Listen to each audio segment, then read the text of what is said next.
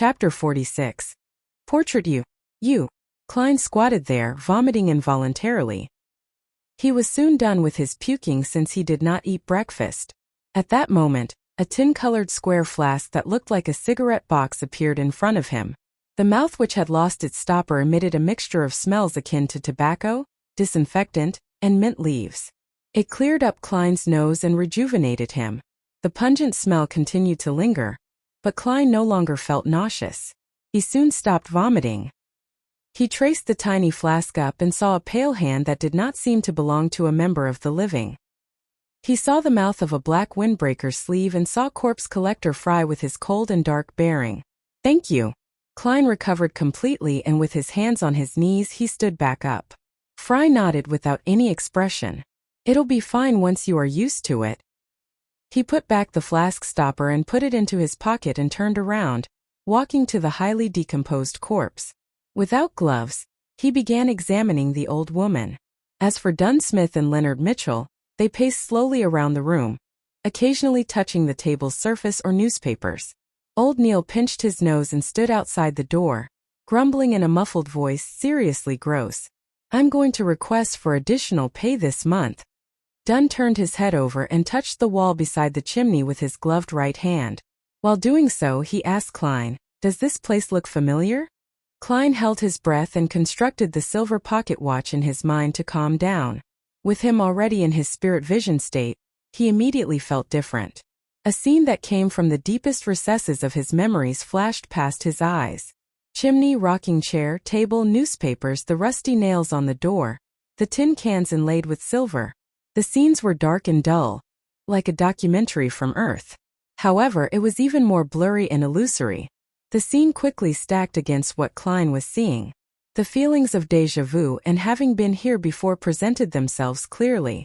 An illusory and ethereal scream seemed to pass through invisible walls. "Hornacis. Phlegria. Hornacis. Phlegria. Hornacis. Phlegria. It feels a little familiar." Klein answered honestly while his brain felt a stabbing pain. Thankfully, he quickly tapped his glabella twice. "Hornacis. The Hornacis mountain range that appeared in original Klein's diary? That is content that was deciphered from the Antigonus family's notebook. The murmurs were very similar to one of the previous ones. It involved the word Hornacis. Is this a form of enticement?" Klein was gripped by shock as he did not dare think deeper, afraid that he would place himself on the trajectory of losing control. Dunn nodded slightly and walked to a cupboard. He suddenly reached out his hand and pulled open its wooden door. The bread inside was moldy and there were about 7 gray, stiff, dead rats.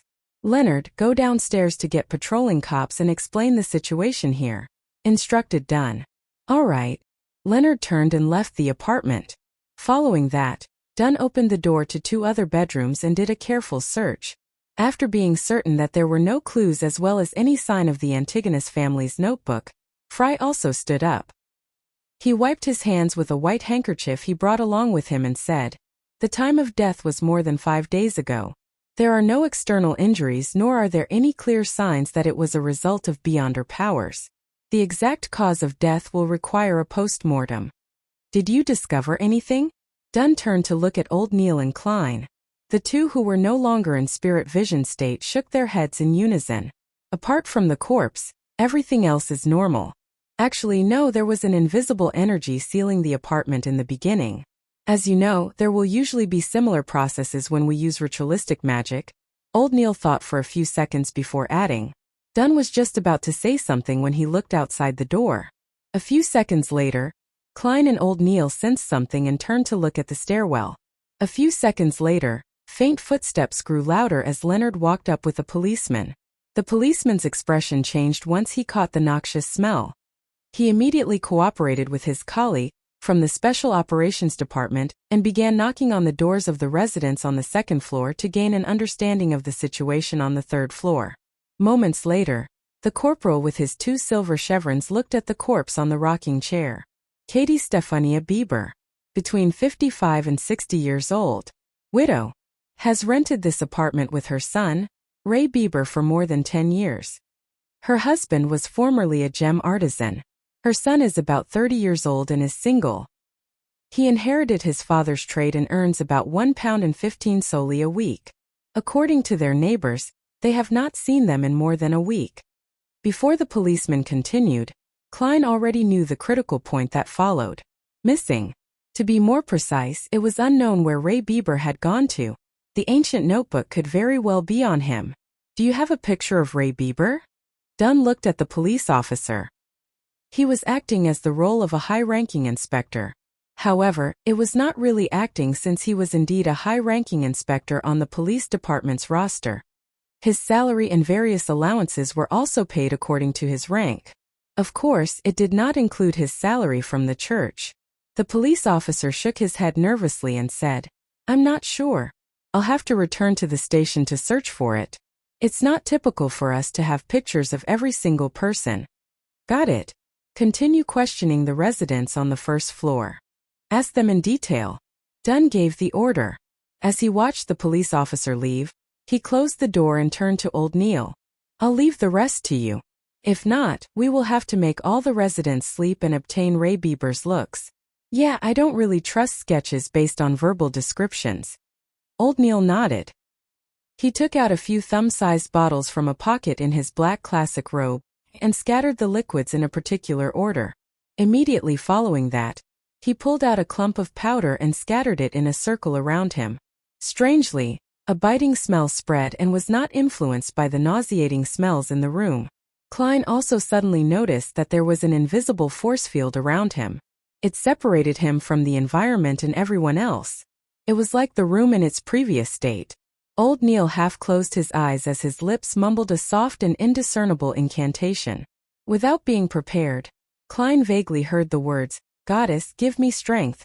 We look forward to the protection of the night, hum." A sudden wind tore through the windows and blew up the powder. Klein's heart quaked suddenly as he felt goosebumps all over him. He found it difficult to describe. A terrifying smell that made him afraid of looking directly spread rapidly. He was confused as he tensed up, unable to relax. It felt as though he had plunged into a state similar to what one would have after working on a highly advanced mathematical problem. Suddenly, old Neil's eyes opened, his eyes pitch black. He took out a fountain pen from his pocket and began drawing on a piece of scrap paper on the table. He was so fast that his entire body was trembling. Klein focused his gaze and saw a face with recessed eyes and a tall nose bridge rapidly appear.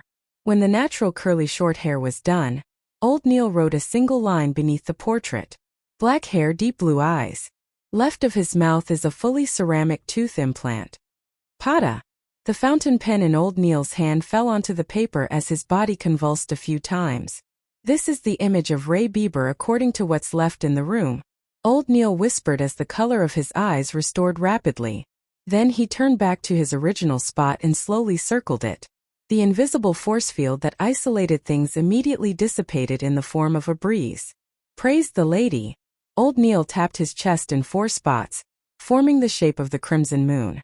Klein's taut nerves relaxed as he made more acute observations. He discovered that there was nothing special about Ray Bieber's facial features. He had a relatively mild bearing. The only thing was that his philtrum sagged clearly. "I'll try using dowsing rod seeking." He picked up the portrait and found male clothes in the bedroom and spread them onto the ground. Dunn, Leonard, and old Neil did not stop him as they watched him place the black cane above the clothes and portrait. Fry was as silent as always. Klein's eyes turned from brown to black as he finished his recitation, only to release his grip. The black cane stood silently like it was embedded in the ground. Ray Bieber's location, Klein silently repeated to himself again. With the sound of humming wind, the cane fell down but kept changing directions while falling. Finally, it began spinning in slight circles.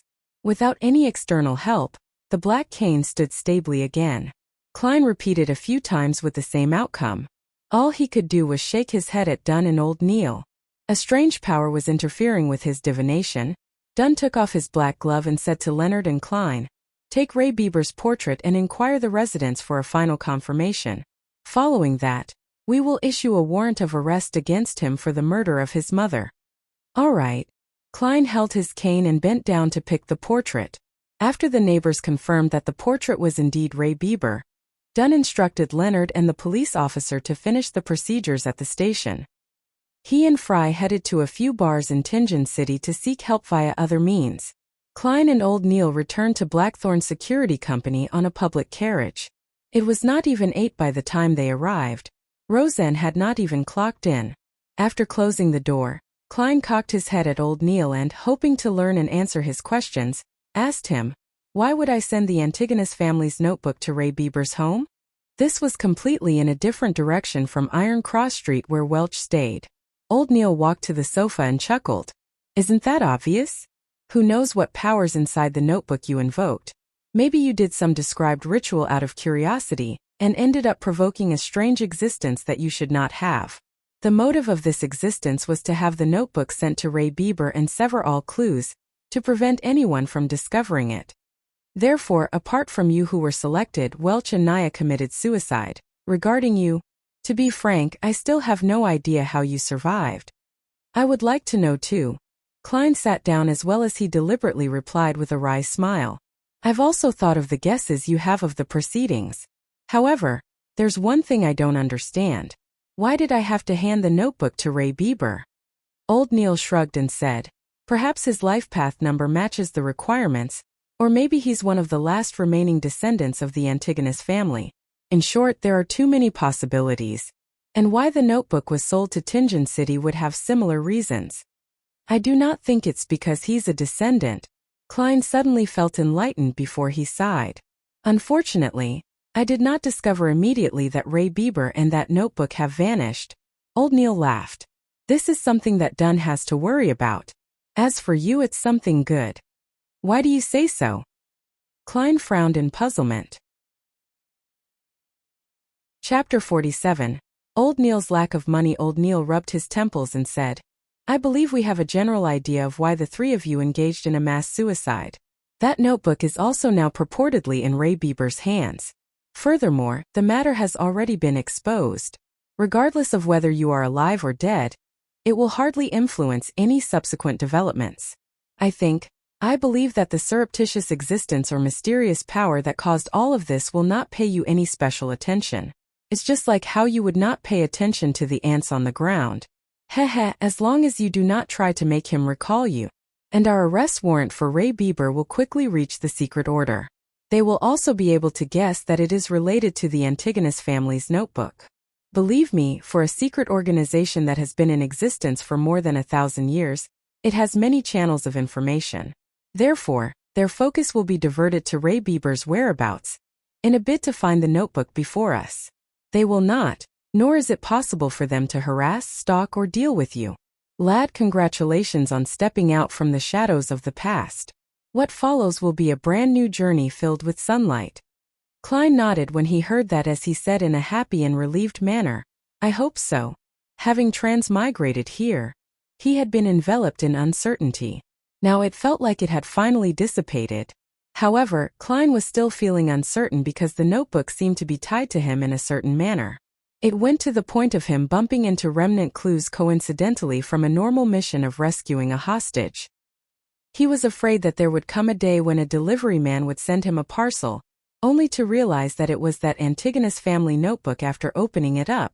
Let's hope everything will go as Old Neil described. He silently prayed. When Old Neil heard his reply, he immediately scoffed. "You don't seem to be a devout believer of the goddess. At this moment, shouldn't you be drawing the sign of the crimson moon at your chest and say, 'May goddess bless us'? Mr. Neil, you don't seem like one either. A real devotee would not say what follows will be a brand new journey filled with sunlight." Having been studying mysticism under Old Neil, Klein had established a decent friendship with him, so he did not stand on ceremony to return a sarcastic remark. Both of them locked eyes and chuckled with great rapport. At the same time they tapped their chests 4 times. Praise the lady. At that moment, they heard the grinding sounds of machinery as the main door to Blackthorn Security Company opened. The elegant Mrs. Oriana with her fashionably coiled hair stepped into the reception hall with a light green dress. "Good morning, Mr. Neil." "Good morning, Klein." She held a small leather handbag as she greeted with a smile. "It's another fabulous day today." "Pretty good day." "Good morning, Oriana. You are still as beautiful as 10 years ago." replied old Neil with a chuckle. Oriana's eyes turned to slits as she upturned her face. Mr. Neil, the way you praise is still as infuriating as 10 years ago. She enunciated the words, 10 years. Is that so? Old Neil looked at Klein confused. He wore a perplexed look. Never mention anything that will remind the ladies of their age. As a keyboard warrior that knew a little of everything, Klein instantly understood what had peeved Mrs. Oriana. He smiled lightly and said, "Good morning, Mrs. Oriana. You are as beautiful as always." "Thank you, our outstanding Koa University graduate." Oriana smiled with a nod before saying, "That old butler has already paid the mission's commission. According to Captain's rules, half of it will be used as additional funds, while the other half will be split between you and Leonard. But since you aren't a formal member, you can only take 10% of the half. Come over later to sign for it." "How much did he pay?" Klein asked happily while also feeling the pinch. £200. This was what he said back then, Lord the esteemed Storm. I never imagined or believed that this was resolved just like that. This is even harder than us having a dream. Why is your security company so unknown? It's an insult to the entire industry. Mrs. Oriana mimicked the old butler's southern accent. Klein thought seriously for a few seconds before saying humorously, "This is just too unfair for those kidnappers." Two Beyonders had resolved the problem quickly using methods that could be described as easy and pleasant. This is like an adult bullying a few kids while in full combat attire. They were just too unlucky. "They must have lost the protection of the divine," said Oriana with a soft laugh. "I told the butler that we were only lucky. One of our informants happened to see the kidnappers bring the child into the hideout. Therefore, do not have too much hopes for us. We really are just a very ordinary security company." Typically speaking, the more you emphasize something as ordinary, the more extraordinary it is. Klein lampooned with a smile. He watched Mrs. Oriana walk through the partition and enter the accounting room. Old Neil puckered his lips by the side and said enviously, "You really are a lucky lad. You haven't joined us for long and you've encountered a job worth £200. Is that very rare?" Klein asked in puzzlement. Prior to this, he was either studying history or mysticism, or wandering aimlessly outside, hoping to find clues with his spiritual perception. According to Oriana's accounts, we might not encounter a single job an entire week, and most jobs are worth less than £20. Old Neil rubbed the moonstone by his wrist and sighed. Following that, he looked at Klein with anticipation. "If you encounter any similar jobs in the future, remember to inform me." Upon hearing old Neil's words, Klein suddenly felt a strange feeling arise in him. Therefore, he asked directly, "Mr. Neil, you seem to be lacking in money. How much do you get paid a week? If you aren't comfortable telling me, just ignore my question." Old Neil leaned back into the sofa and chuckled. "This isn't something that needs hiding. I've been here for so many years. At present, I will obtain salaries from both the church and the police department every week. A total of £12. "A weekly salary of £12? Klein blurted out in surprise. A weekly salary of £12 with 52 weeks a year. That meant more than £600 a year. Back when he read the Tianjin Morning Post and Honest paper, they had mentioned that high-profile lawyers only earned £800 to £1,000 a year. And those were the best lawyers. As for the managers of Benson's trading company, they only earned £6 a week. That was already quite a decent job. Yes, such a salary is actually quite generous, and we do not need to pay any taxes," added old Neil with a smile. Klein had heard from Benson that one had to pay E-type taxes when their weekly salaries exceeded £1. In other words, the government and corporate employees had to pay 3% of taxes if they earned £1 to £2, 5% for £2 to £5, 10% for £5 to £10, and 15% for £10 to £20, capping at 20% for those above £20.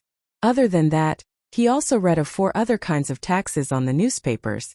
A-type was related to land, housing, and other earnings from material items. It included property and rent. B-type was a tax paid by farmers. C-type was a tax on profits from bonds, funds, and equities. D-type was commercial, finance, or professional income. "It's something admirable," Klein echoed old Neil. However, old Neil shook his head. "Such a salary is insufficient for Beyonders like us who have to frequently study the hidden mysteries, practice and attempt rituals. Aren't materials obtainable via application? Asked Klein in puzzlement. Old Neil scoffed. There's a limitation to it. At times, we have to give a sufficient legitimate reason. If you want to learn more and experiment in the field of mysticism, you can only spend your own dime to buy materials. It can be bought internally or at underground markets. Klein jolted in surprise as he immediately asked, there are beyonder materials that are sold in underground markets? I thought the churches would not permit their existence? He was lacking in means to obtain materials. With him having a mysterious organization in its nascent stages, he could not always have them settled via the Nighthawks, right? There's no way to control such matters. Yeah, from the viewpoint of mysticism, all beings are sentient with their spirits and they stem from the same source. The materials we use are not limited to those extraordinary creatures. It also comes from ordinary animals, plants, and minerals.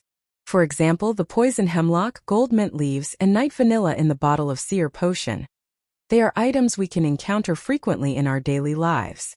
They might not have any extraordinary characteristics, but they have special characteristics. Through concoction and blending, they will derive certain effects. Therefore, this is not a trade that the church can ban, explained Old Neil in detail. Without waiting for Klein to say a word, he continued, besides, it's not only the core of extraordinary beings that are of use. For example, the Lavos squid. Apart from its blood, its eyeballs, skin, and tentacles are pretty good materials. Unless the church captures it entirely with its own manpower, to completely corner and control any outflows would be a tremendous financial burden. The lower the grade of the extraordinary material, the more it is so. They can only do their best to prevent the more special materials from flowing out. Old Neil suddenly laughed. There's another important reason. It's better to know of an underground market than not knowing of it. Under the premise that secret organizations have not been fully eliminated, this is a pretty good strategy. Besides, it can help us obtain materials we are lacking. Of course, with the existence of such markets, contraband items will appear. As long as it's not something ridiculous or overly dangerous, we will turn a blind eye to it. At most, we would use them to enrich our vaults. Is it because the few large churches put each other in place, so no one can take excessive action? Klein guessed. Old Neil acknowledged tersely but did not elaborate. I'm a seer. In the future, I'll definitely need to practice and will need more materials. Mr. Neil, can you take me to the underground market to have a look? Klein requested with a valid reason. Old Neil appeared to be placed in a difficult position. In fact, those guys who are active in those places are mostly not beyonders. Some of them might be aristocrats that like mystery or rich people who have inclinations towards mysticism. All right. I have a 30-pound bill that needs paying soon. It wouldn't be convenient for me to head over there for the time being. All right. Klein never expected the reason to be Old Neil's owing of money. Moments later, he said with deliberation, Mr. Neil, do you need me to lend you money? I just earned a commission of £10. Haha, there's no need. I'll be able to settle it. Old Neil patted the sofa and slowly stood up. Age is truly an enemy that biological creatures can't fight. I'm exhausted from last night's watch. Yeah, revise what I've taught you later this morning. Read more documents. Tomorrow, I'll teach you the foundations of ritualistic magic. All right. Klein got up and bade him farewell by taking off his hat. When Captain Dunn did not return at noon, Klein pretended that he was still searching for the notebook as he roamed the streets again. Having earned £10, he no longer needed to wait for the next disbursement of the funds. He could head directly to the divination club. Cogitation and spirit vision have been occasionally producing murmurings and illusions. It made him eager to begin acting. Chapter 48. Hannes Vincent in the Divination Club situated at the second floor of 13 House Street, North Borough of Tingen City. Klein saw the beautiful lady that attended to visitors once again. She was still having her brownish-yellow long hair coiled, making her look mature and elegant. It was hard to tell her age.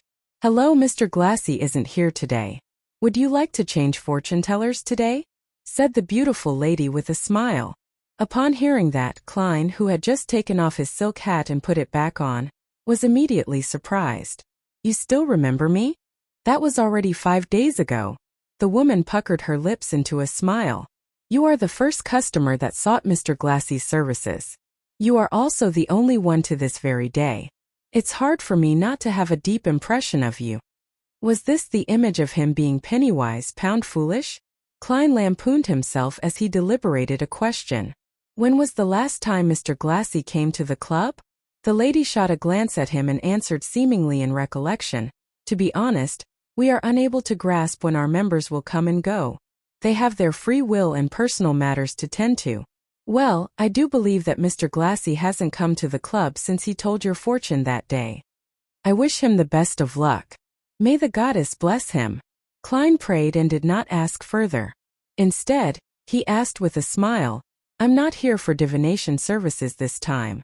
I plan to join the club. Really? That's our pleasure. The lady expressed a timely look of surprised delight. For the first year as a member, the membership fee is £5. It will be £1 a year thereafter. I believe there's no need for me to describe in the details again. Klein took out a £5 note he recently received as he watched Henry Augustus I's portrait depart him. After seriously checking the anti-counterfeit watermark, the woman stored away the note seriously and handed a form to Klein. Please fill in your detailed information. Let me prepare the receipt for you. There's a receipt? You should bill it to Blackthorn Security Company. Klein was amused by his own thoughts as he picked up a fountain pen on the desk. With the blackish-blue ink, he filled in his name, age, address, and company information. However, he had deliberately left his date of birth empty. To a seer, that provided profound mysteries about his body through his life path number. After receiving the receipt and finishing his registration as a member, the lady extended her right hand. Congratulations on joining Tingen City's Divination Club. I'm Angelica Barhart, your hard-working server. This is your member cufflinks. There are special inscriptions on them which will identify you as a member. Hello, Madam Angelica. Klein shook her hand and took the dark gold cufflinks. He realized that the special inscription was written with the root word for fortune teller in Hermes. Angelica retracted her left hand and thought for a few seconds. Might I ask what divination arts you are most familiar with? Or would you prefer to learn some divination methods from the club? We will consider inviting famous fortune tellers of the corresponding domain to give classes. We will also introduce you members with similar expertise, so that you can have a good time interacting with them. I know a bit of every divination art.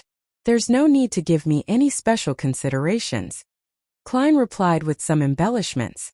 In addition, he inquired, can I begin telling the fortunes of others? I'm not a total rookie. He was here to act as a seer and not learn the divination methods ordinary people could learn.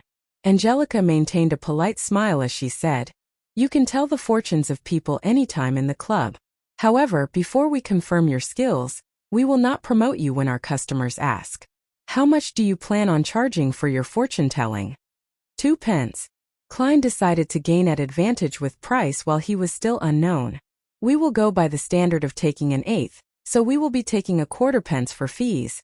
Angelica repeated the various rules first before writing Klein's information into the fortune teller album which customers could choose from. After all of this was done, she pointed at the meeting room at the far end of the corridor with a smile. Mr. Hannes Vincent is currently explaining astrolabe divination. You can find a quiet spot to listen in. You can also raise your questions if there are any queries. All right. Klein walked toward the meeting room with his interest piqued. He wanted to know the differences between what Hannes Vincent and old Neil said. At that moment, Angelica chased up and whispered, Mr. Moretti, would you want coffee or tea? We provide Black tea, Southville coffee, and Desi coffee. Klein, who had been reading the papers regularly, knew that these coffees and black tea were considered as one of the inferior varieties, but he also knew that they were definitely of better quality than the ones he had at home. After some thought he said, a cup of Southville coffee. 3 teaspoons of sugar without milk please. Lone Kingdom's Southville was famous for its beer and red wine. Many important figures were fond of them. However, their coffee was relatively unknown. All right, I'll send it to you in a bit. Angelica pointed towards the meeting room. Klein slowly walked to the half-closed door and heard a voice in a thick Awa accent explaining, astrolabe divination is a relatively more complex one among the divination arts. But that's only for ordinary people. Klein silently tagged on a sentence for the speaker. He saw about 5 tables placed in a circle inside the meeting room. It surrounded a middle-aged man in a black classic robe, Hannes Vincent. The gentleman had obvious dark circles. His brown hair was thick and hard. Each strand stood firmly like a porcupine's spikes. Apart from that, there was nothing unique about him. Upon seeing Klein enter, Hannes Vincent nodded gently without stopping his class. He only slowed down his speech. Klein had one hand in his pocket while the other held his cane. He found a seat to the sides and sat down, leaning back comfortably in the process. He scanned the circle of 6 members. There were 4 men and 2 women. Some of them were attentively taking notes, whispering, or returning Klein a rueful smile. After placing his cane down, Klein adjusted his half-top hat and tapped his glabella twice in the process. He cast his gaze at Hannes and saw the different colors, brightness, and thickness of his aura. Dark red. He's a little worried. Actually, every other part of his body is healthy except that part. I wonder what's wrong. Klein listened to the class while muttering to himself. At that moment, he clasped his right hand and covered his mouth to prevent his laughter from sounding. He suddenly felt like he was a quack. He was rather pleased with his spirit vision ability. Although he could only make a general judgment and not the details, it was enough to gain him many useful information. After surveying his surroundings, he tapped his glabella twice again as though he was pondering over what Hannes had just said. Astrolabe divination was one of the astromancy divination methods. However, ordinary people could also attempt to interpret things. For instance, the most basic birth horoscope was to determine the inquirer's fate by determining the positions of the sun, moon, blue and red stars at their birth, the corresponding spots in the sky, matching the representative symbols to the astrolabe, and the corresponding situations of the different constellations. This required the fortune teller to be able to calculate the states of the planets and constellations, which was rather complicated. Of course, there were publications that aided people to look up the values. Some even simplified it by making a vague read with just the constellations. Klein listened silently without interjecting or asking any questions. From time to time, he would caress the hanging topaz at his sleeve or take a sip of the Southville coffee which Angelica had brought in. After some time, Hannes rubbed his glabella and said, "Perhaps you will need to attempt at creating your own astrolabe. Ask me if you have any questions. I will be in Moonstone." After he left, a young man in a white shirt and black vest got up with a smile and walked to Klein's side. "Nice to meet you. I'm Edward Steve." "My pleasure. I'm Klein Moretti." Klein stood up and returned the bow. "Astrolabes are too complicated. Every time I hear about it, I can't help but doze off," said Edward self-deprecatingly. Klein grinned and said, "That's because Mr. Vincent can't help but pass the knowledge he grasps to us. It's like giving us an Intis feast. It's just indigestible. I'd be able to finish the Intis feast. They usually use a huge plate to serve tiny bits of food." Edward chuckled and sat up. He asked out of curiosity, "Are you new? I've not seen you in the 2 years I was here." "I just joined the club today," answered Klein frankly. "What are you good at?" "I'm best at tarot and poker divination," Edward casually asked. "I know a little of everything, but just a little." Klein gave a description he used to give himself.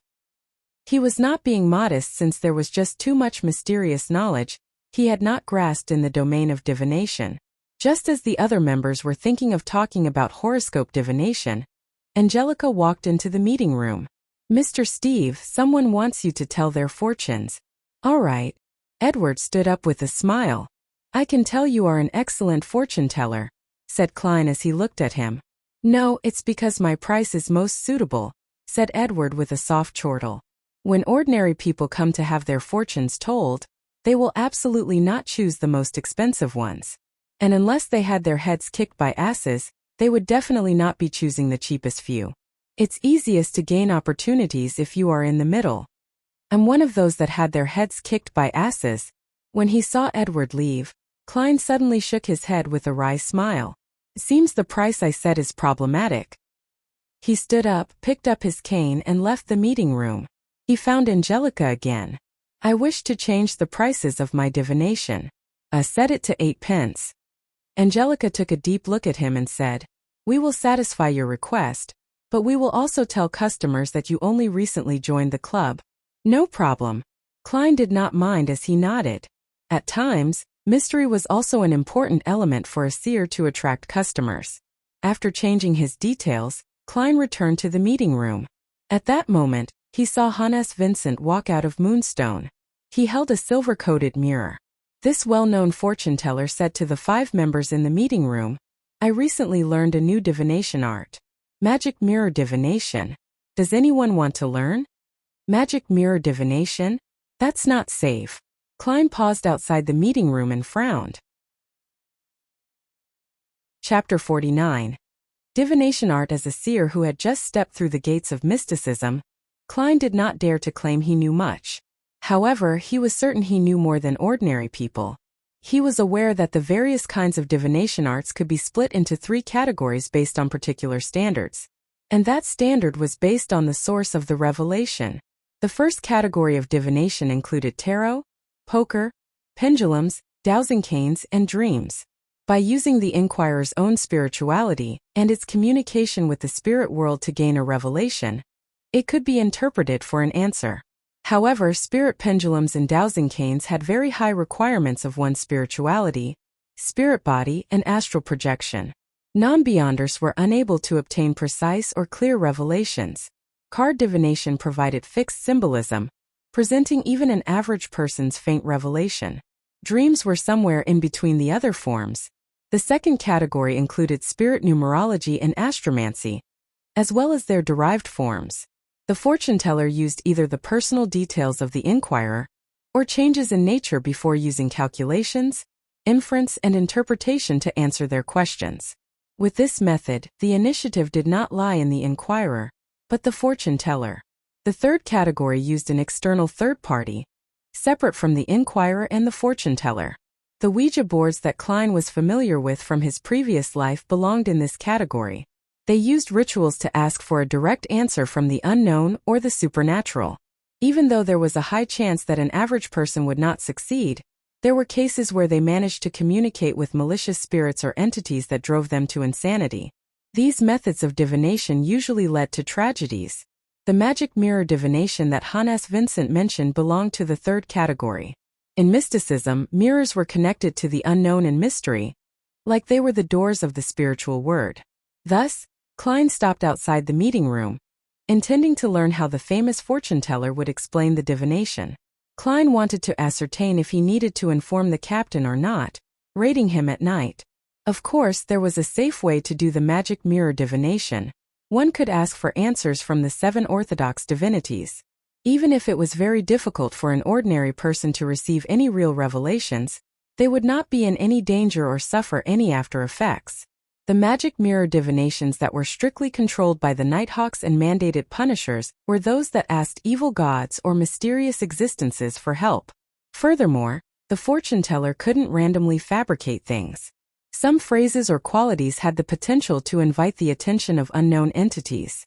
In the world where the powers of the beyonders exist, such divinations would often lead to tragedy.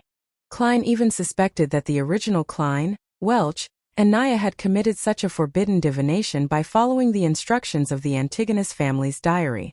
At that moment, Hannes also explained the principle behind magic mirror divination and described the actual process. First, you choose a suitable time and date according to the divinity you believe in. You can decide this using the astromancy manual. For example, we all know that Sundays symbolize the Evernight goddess. For Sunday is the embodiment of rest.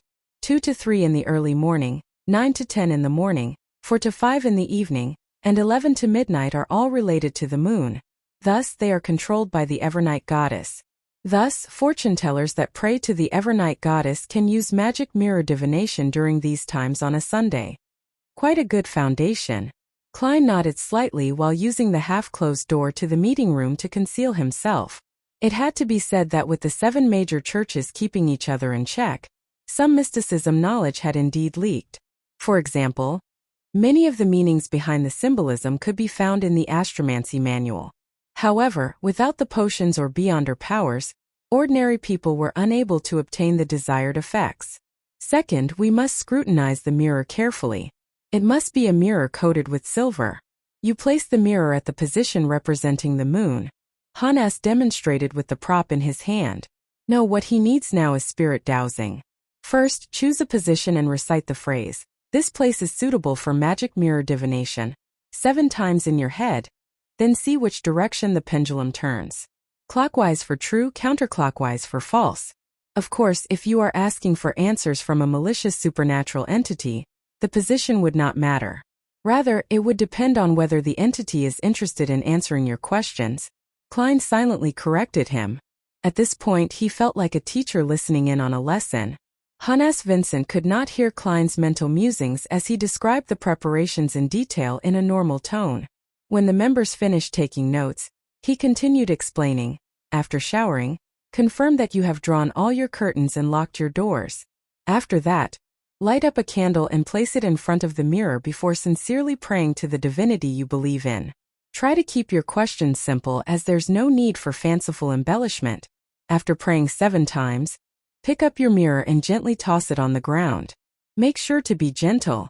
Remember the way it shatters, as that is a revelation from the gods. I will tell you the main symbolisms in a second."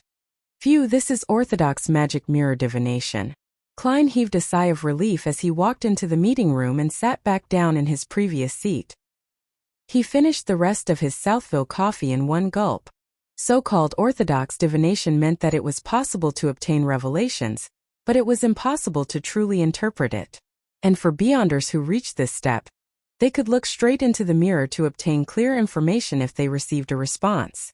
As there were many potential symbolisms after the shattering, Hannes taught for a long while. He was not done even when Edward Steve returned to the room after finishing his fortune-telling.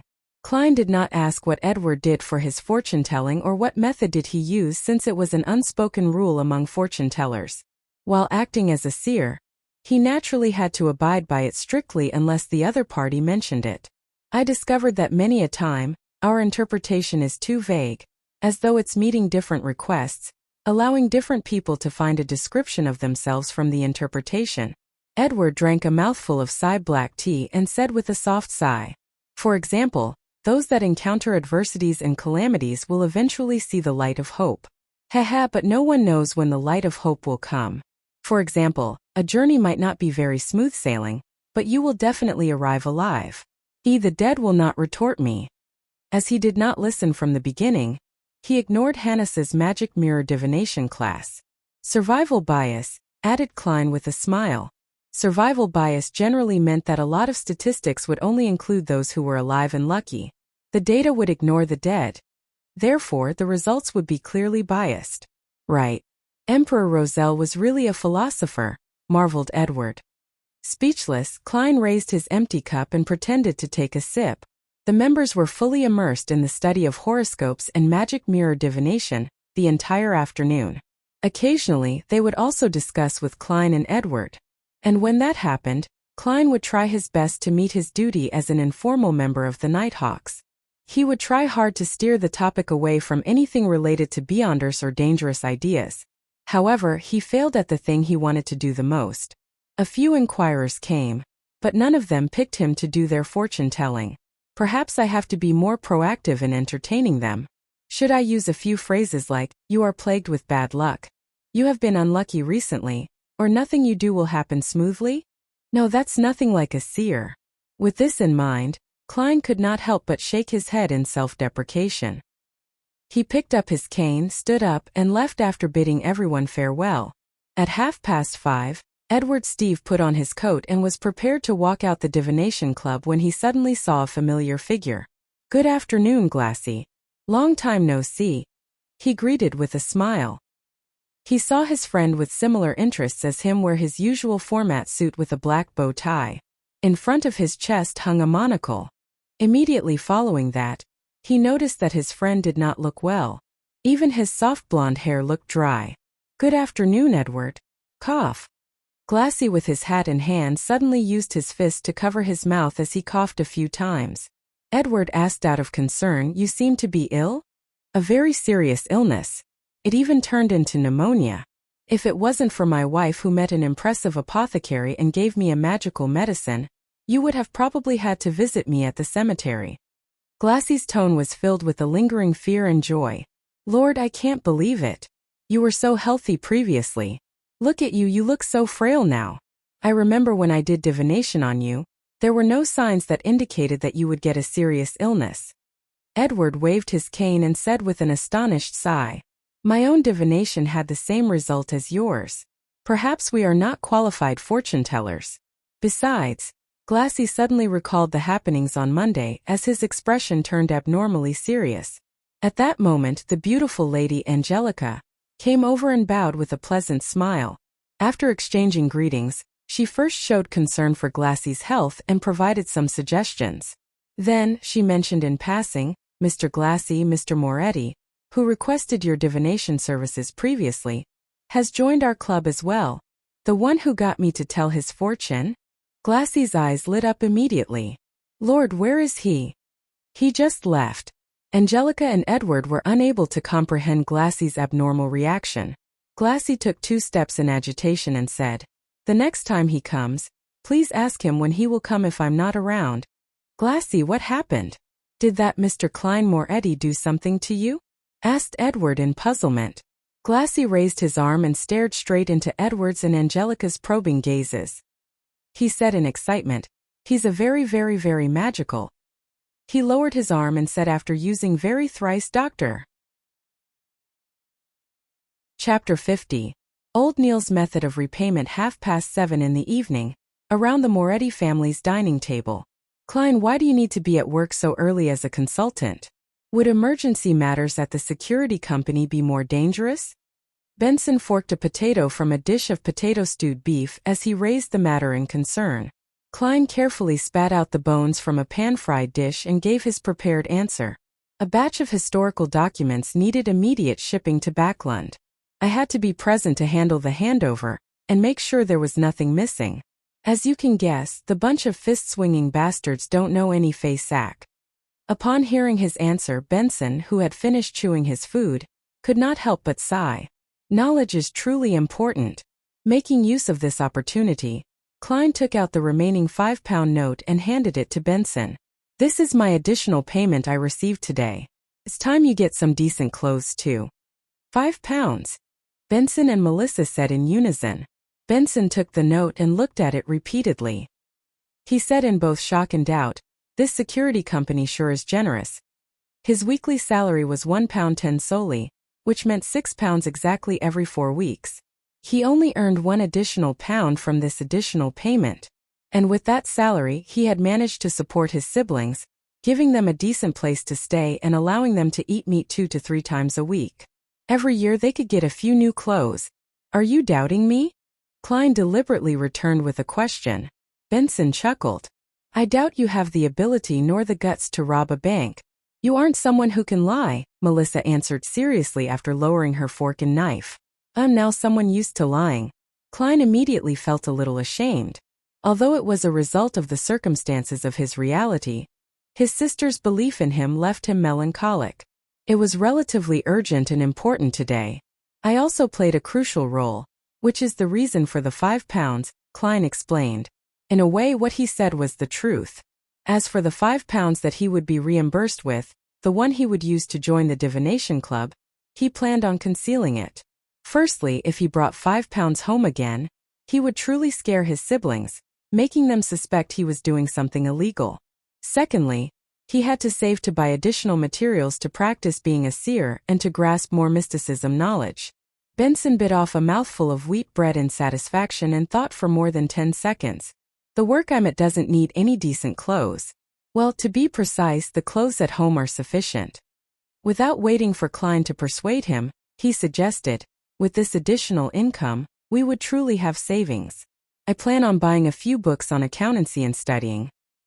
Klein, Melissa, I do not wish that my weekly salary remain below £2 in 5 years.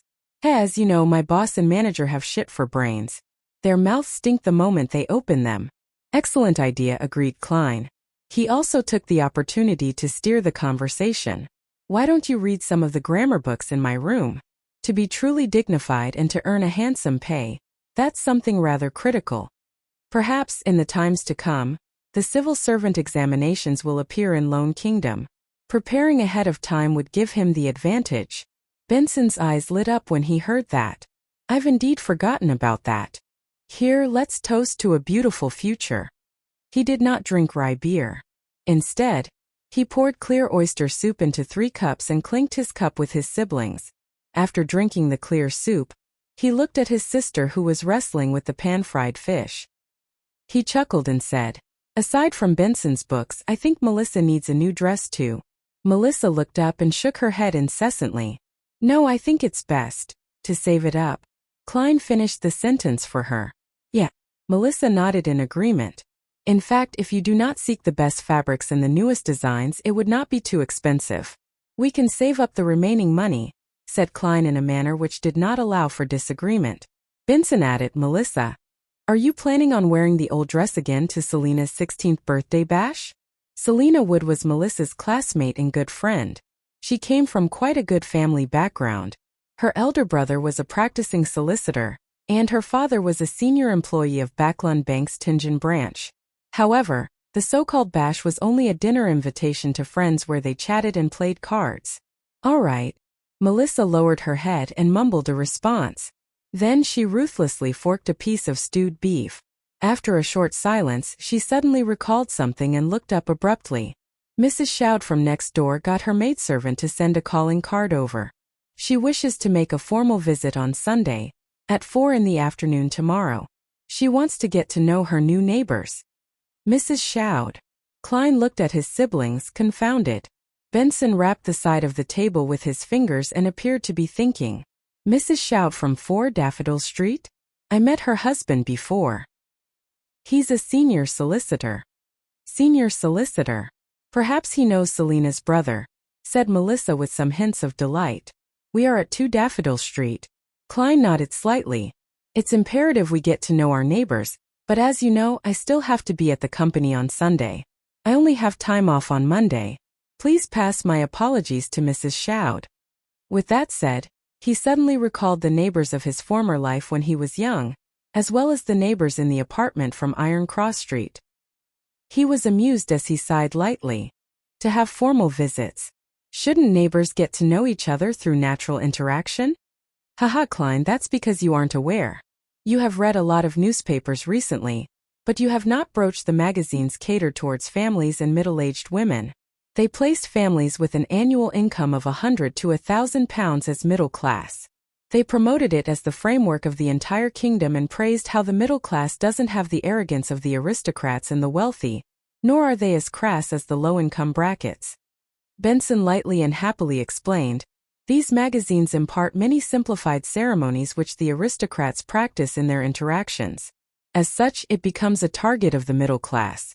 Thus, this results in the differences between intimate calls, semi-formal calls, and formal calls. As he spoke, he shook his head and chuckled. Typically, gentlemen, madams, and ladies who view themselves in this class will be very particular about details. They will visit their neighbors and friends from 2 to 6 in the afternoon. It's known as a morning call. Morning call? Klein and Melissa asked in surprise. Why was a visit from 2 to 6 in the afternoon a morning call? Benson put down his fork and knife, threw his hands up, and smiled. I do not know why either. All I did was read the magazines my female colleague brought. Yeah, perhaps it's because they wear their morning gowns to make the call. Morning gowns were a form of formal attire worn during mass or gatherings. Later, it was considered as formal attire for the day, different from the formal attire for evening functions. All right. Remember to buy some good coffee powder and tea leaves in the afternoon. Buy some muffins and lemon egg tarts from Mrs. Smyron. We must not ill-treat our neighbors. Klein chuckled as he dipped his remaining bread into the meat sauces, grabbed some potato and put it into his mouth. The next morning was a Sunday morning. Klein finished the last mouthful of inferior tea, put down the newspapers, and wore his half-top hat. Picking up his silver-inlaid black cane, he sauntered out the door and took a public carriage to Zutland Street. He greeted Roseanne, who was planning to sleep in the break room after finishing her night duty. After which, he went all the way down to the basement. After turning a corner, he met a Nighthawk member, Sleepless Royale Ray Dean. She looked like a cold lady. Her brows were long and slender, sitting atop large eyes. Her hair was a silky smooth black. Good morning, Madame Radine, Klein greeted with a smile. Royale used her deep blue eyes to glance at him and nodded indiscernibly in return. The two quickly passed by each other when Royale stopped and said with her eyes trained forward, "Ritualistic magic is a very dangerous thing." Klein was taken aback. By the time he turned around, all he saw was her departing back. "Thank you." He frowned and shouted at Royale Ridine's back. After taking a left band, he quickly met old Neil inside the armory, as well as Brett, who should not have been there. "Let's go to my place. I've already received the corresponding materials. Brett has agreed to watch the armory for me," said old Neil with a chuckle. Klein was immediately surprised. "We aren't doing it here?" Old Neil held a silver chest and tooted. "There's no space here to practice ritualistic magic." Klein did not ask further. He followed old Neil up to the streets and took a public carriage to the Northborough suburbs. Old Neil's place was a bungalow. The garden in front of it was filled with roses, golden mint and other materials. The moment he entered, there was a carpeted foyer. There were 2 high-back chairs and an umbrella rack. Through the foyer was an expansive living room. The walls were plastered with light-colored wallpaper. The floors were a dark brown color. In the middle of the room was a tiny carpet with floral imprints, and placed above it was a heavy round table. Surrounding the table were comfortable long benches, single-seaters and a piano. "My deceased wife loved music." Old Neil pointed at the piano and mentioned in passing, "The sofa and coffee table are in the bedrooms. Let's do the ritualistic magic in the living room." "All right," Klein replied cautiously. After old Neil put down the silver chest, he laughed and said, "Let me demonstrate to you ritualistic magic. Make sure to observe and remember the ritual." As he spoke, he took out a fake goatskin parchment from the chest. It was specially made and it had strange pictures drawn on it with black ink that exuded a serene fragrance. Klein kept watching and finally discovered that old Neil was seemingly possibly drawing an IOU. When old Neil filled in the corresponding field with the number 30 and the corresponding pound symbol, Klein could not help but ask out of puzzlement and confusion, "Mr. Neil, what kind of ritualistic magic are you doing?" Old Neil coughed and answered very seriously, "I'll be using magic to settle that debt of 30 pounds today." "You can do that?" Klein's eyes widened as his mouth gaped. Chapter 51. The grounded ritualistic magic using magic to settle an IOU? Is he trying to curse his debtor to death or create counterfeit notes? I might not have a solution to the problem, but I can finish you instead? All sorts of thoughts appeared in Klein's mind as he looked at old Neil with an oddly. He seriously considered the possibility of calling the cops, of informing the Nighthawks. Old Neil shot a glance at him and said peeved, "I can see ignorance, foolishness, and the weak and shameless disbelief in your eyes. Didn't Dunn tell you the maxim of the mystery priors? Do as you wish but do no harm." Although this maxim originated from the secret and evil Moses Ascetic Order organization, Beyonders who choose the path of Moses' ascetic order have proven that it's right through their own experiences. As long as one strictly abides to it and shows the needed fear and reverence, the risk of losing control will be minimized. The contrary has similarly been established. Your suspicion towards me is an insult to mystery priors. Sorry. Klein did not hesitate to apologize. He had indeed forgotten that Dunn Smith had once mentioned the maxim. Old Neil was not truly angry. In a blink of an eye he chuckled. A pity. Very few Beyonders choose to be seers. There is no corresponding maxim to help you. But I have Emperor Roselle's diaries. Yes, strictly abiding to the maxim has a hint of acting. Klein suddenly came to this thought as he nodded as if in deep thought. Old Neil did not continue. He removed the vases and other items from the round table and placed them in a corner. Immediately following that, he took out both a crimson red and black candle from the silver chest. He explained, if ordinary people attempt ritualistic magic, they have to follow the results from astromancy or read corresponding manuals. They have to choose suitable dates and times. For example, the day representing the goddess, the period when she rules over the moon. But for us Beyonders, especially Beyonders good in this domain, there's no need for that. Our acute spiritual perception and potent astral projections are key. Of course, if you are not confident about the ritualistic magic you are attempting, it's best to choose a suitable date and time. It can increase the probability of success. Alright, this is based on a premise. Remember carefully to abide strictly by the rules. Old Neil placed 2 candles and turned to the side and looked at Klein, saying very solemnly, low-sequence beyonders are not strong enough. Almost all the ritualistic magic they can perform are the seeking of external powers and help. Therefore, you can only consider orthodox divinities like the goddess or the Lord of Storms. Absolutely do not attempt to communicate with the unknown or unpredictable existences. Even if people believe in them, or the promises recorded are filled with enticements. Believe me, don't take any chances. As long as you attempt once, you will go down a slippery slope into the abyss with no return.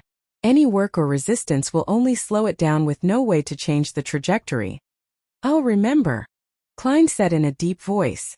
However, he felt a little afraid. My luck enhancement ritual has apparently sought power from an unknown and unpredictable existence. Furthermore, I have gained powers capable of pulling people into the fog that even a senior beyonder like the Hanged Man finds unbelievable. Well, at least I think he is a senior beyonder. Thankfully, I haven't gone mad or have any signs of losing control.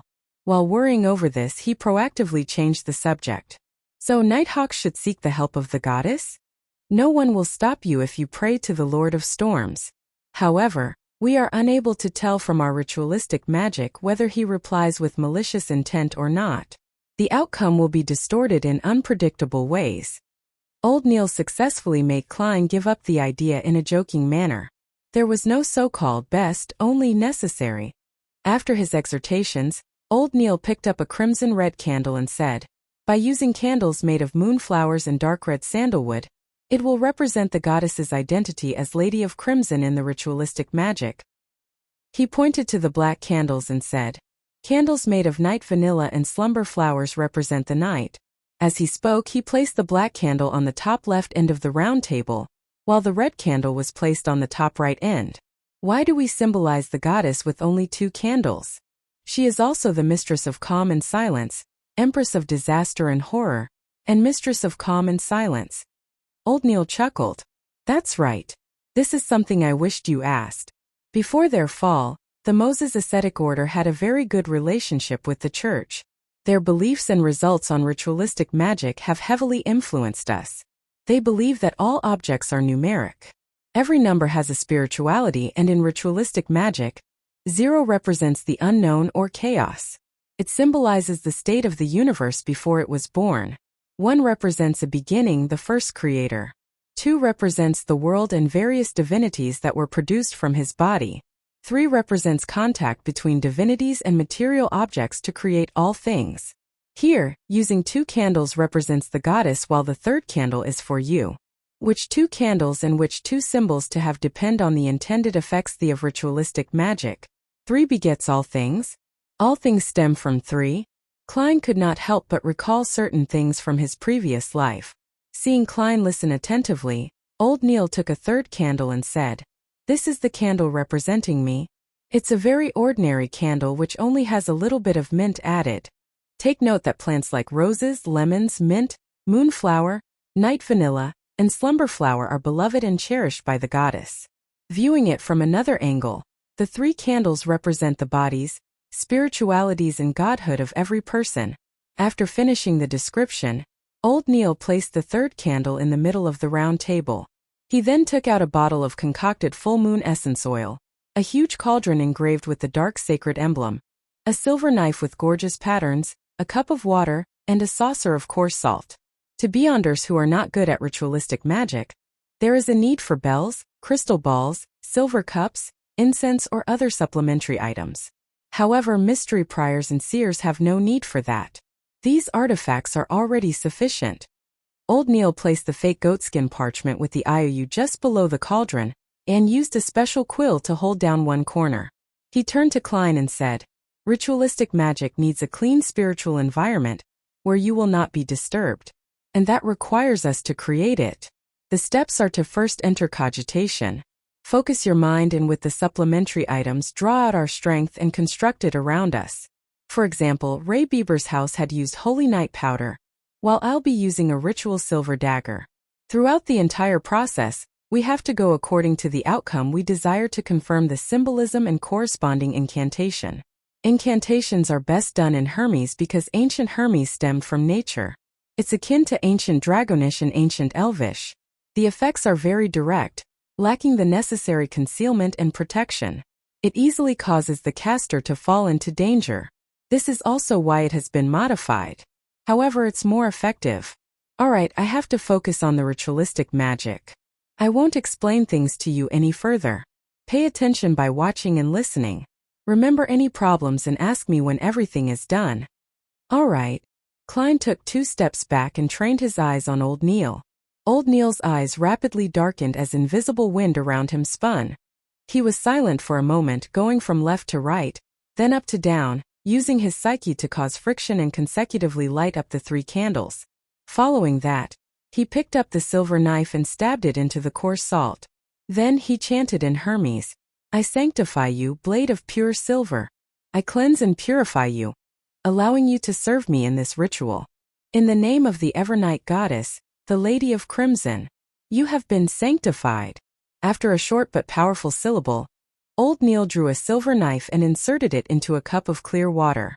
Then he raised it and pointed to the space beyond the round table. He aimed the blade tip in the periphery and took a step forward, circling the round table. Every step he took made Klein feel an invisible energy spew out of the silver knife. It was filled with spirituality as it connected with the air, forming a completely sealed wall. After walking 1 round, the altar was completely isolated from its surroundings. Old Neil stood in front of the round table and put the silver knife down. He picked up the bottle of full moon essence oil and dripped 3 drops on the black, dark red, and ordinary candles. Sizzle!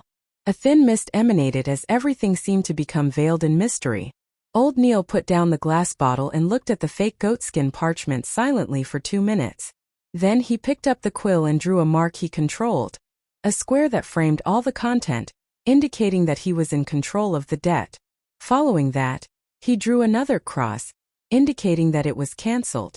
Upon reaching this step, he picked up the parchment with one hand and tapped his glabella with the other to activate his spirit vision.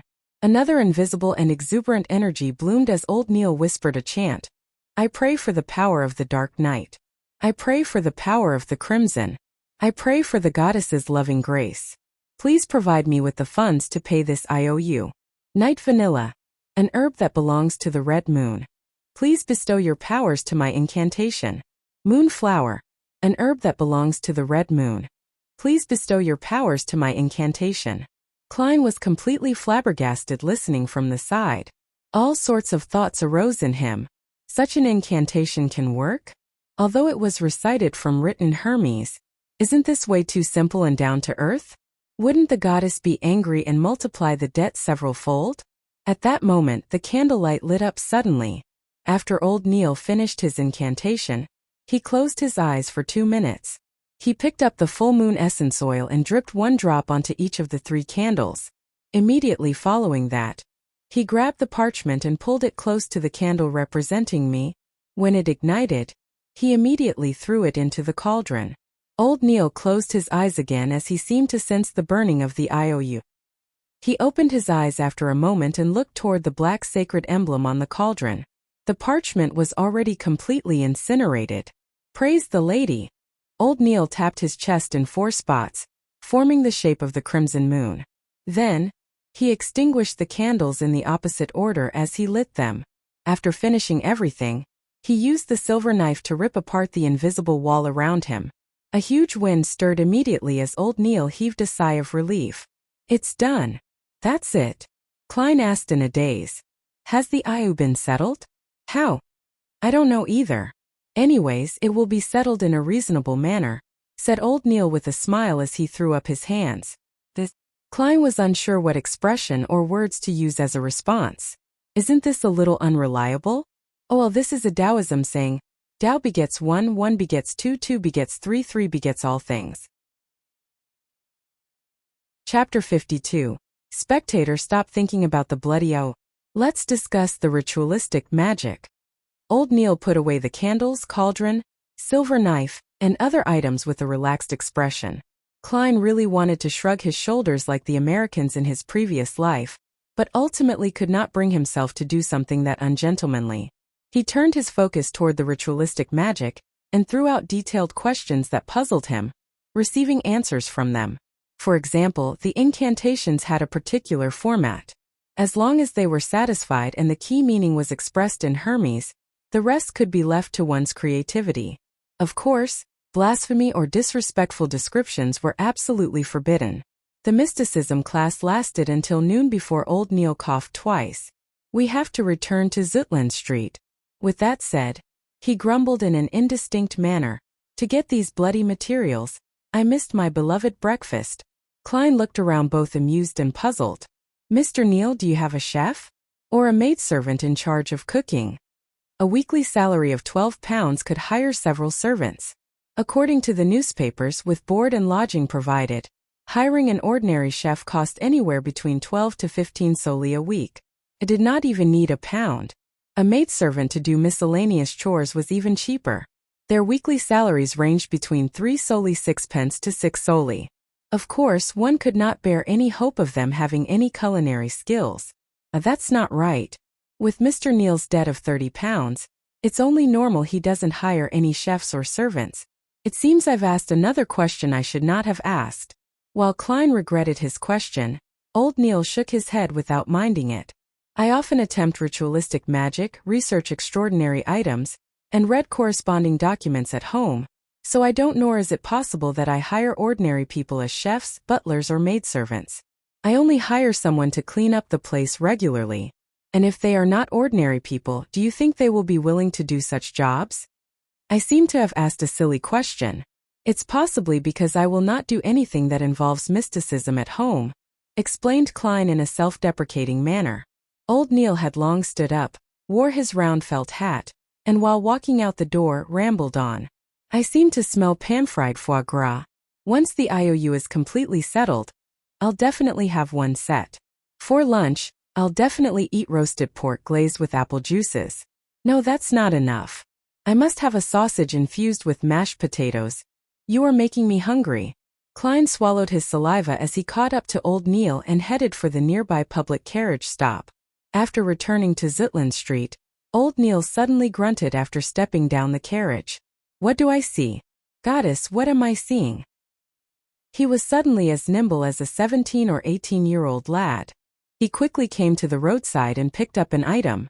Klein leaned close out of curiosity and looked carefully. He realized it was a wallet with fine workmanship.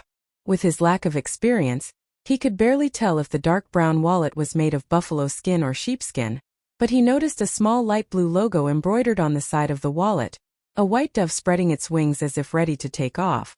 That was Klein's first impression. The second thing he noticed was the stack of paper notes in the bulging wallet. There were more than 20 gray notes imprinted with black ink, gold pounds. Old Neil opened up the wallet and pulled out the notes. When he looked at it carefully, he immediately chuckled.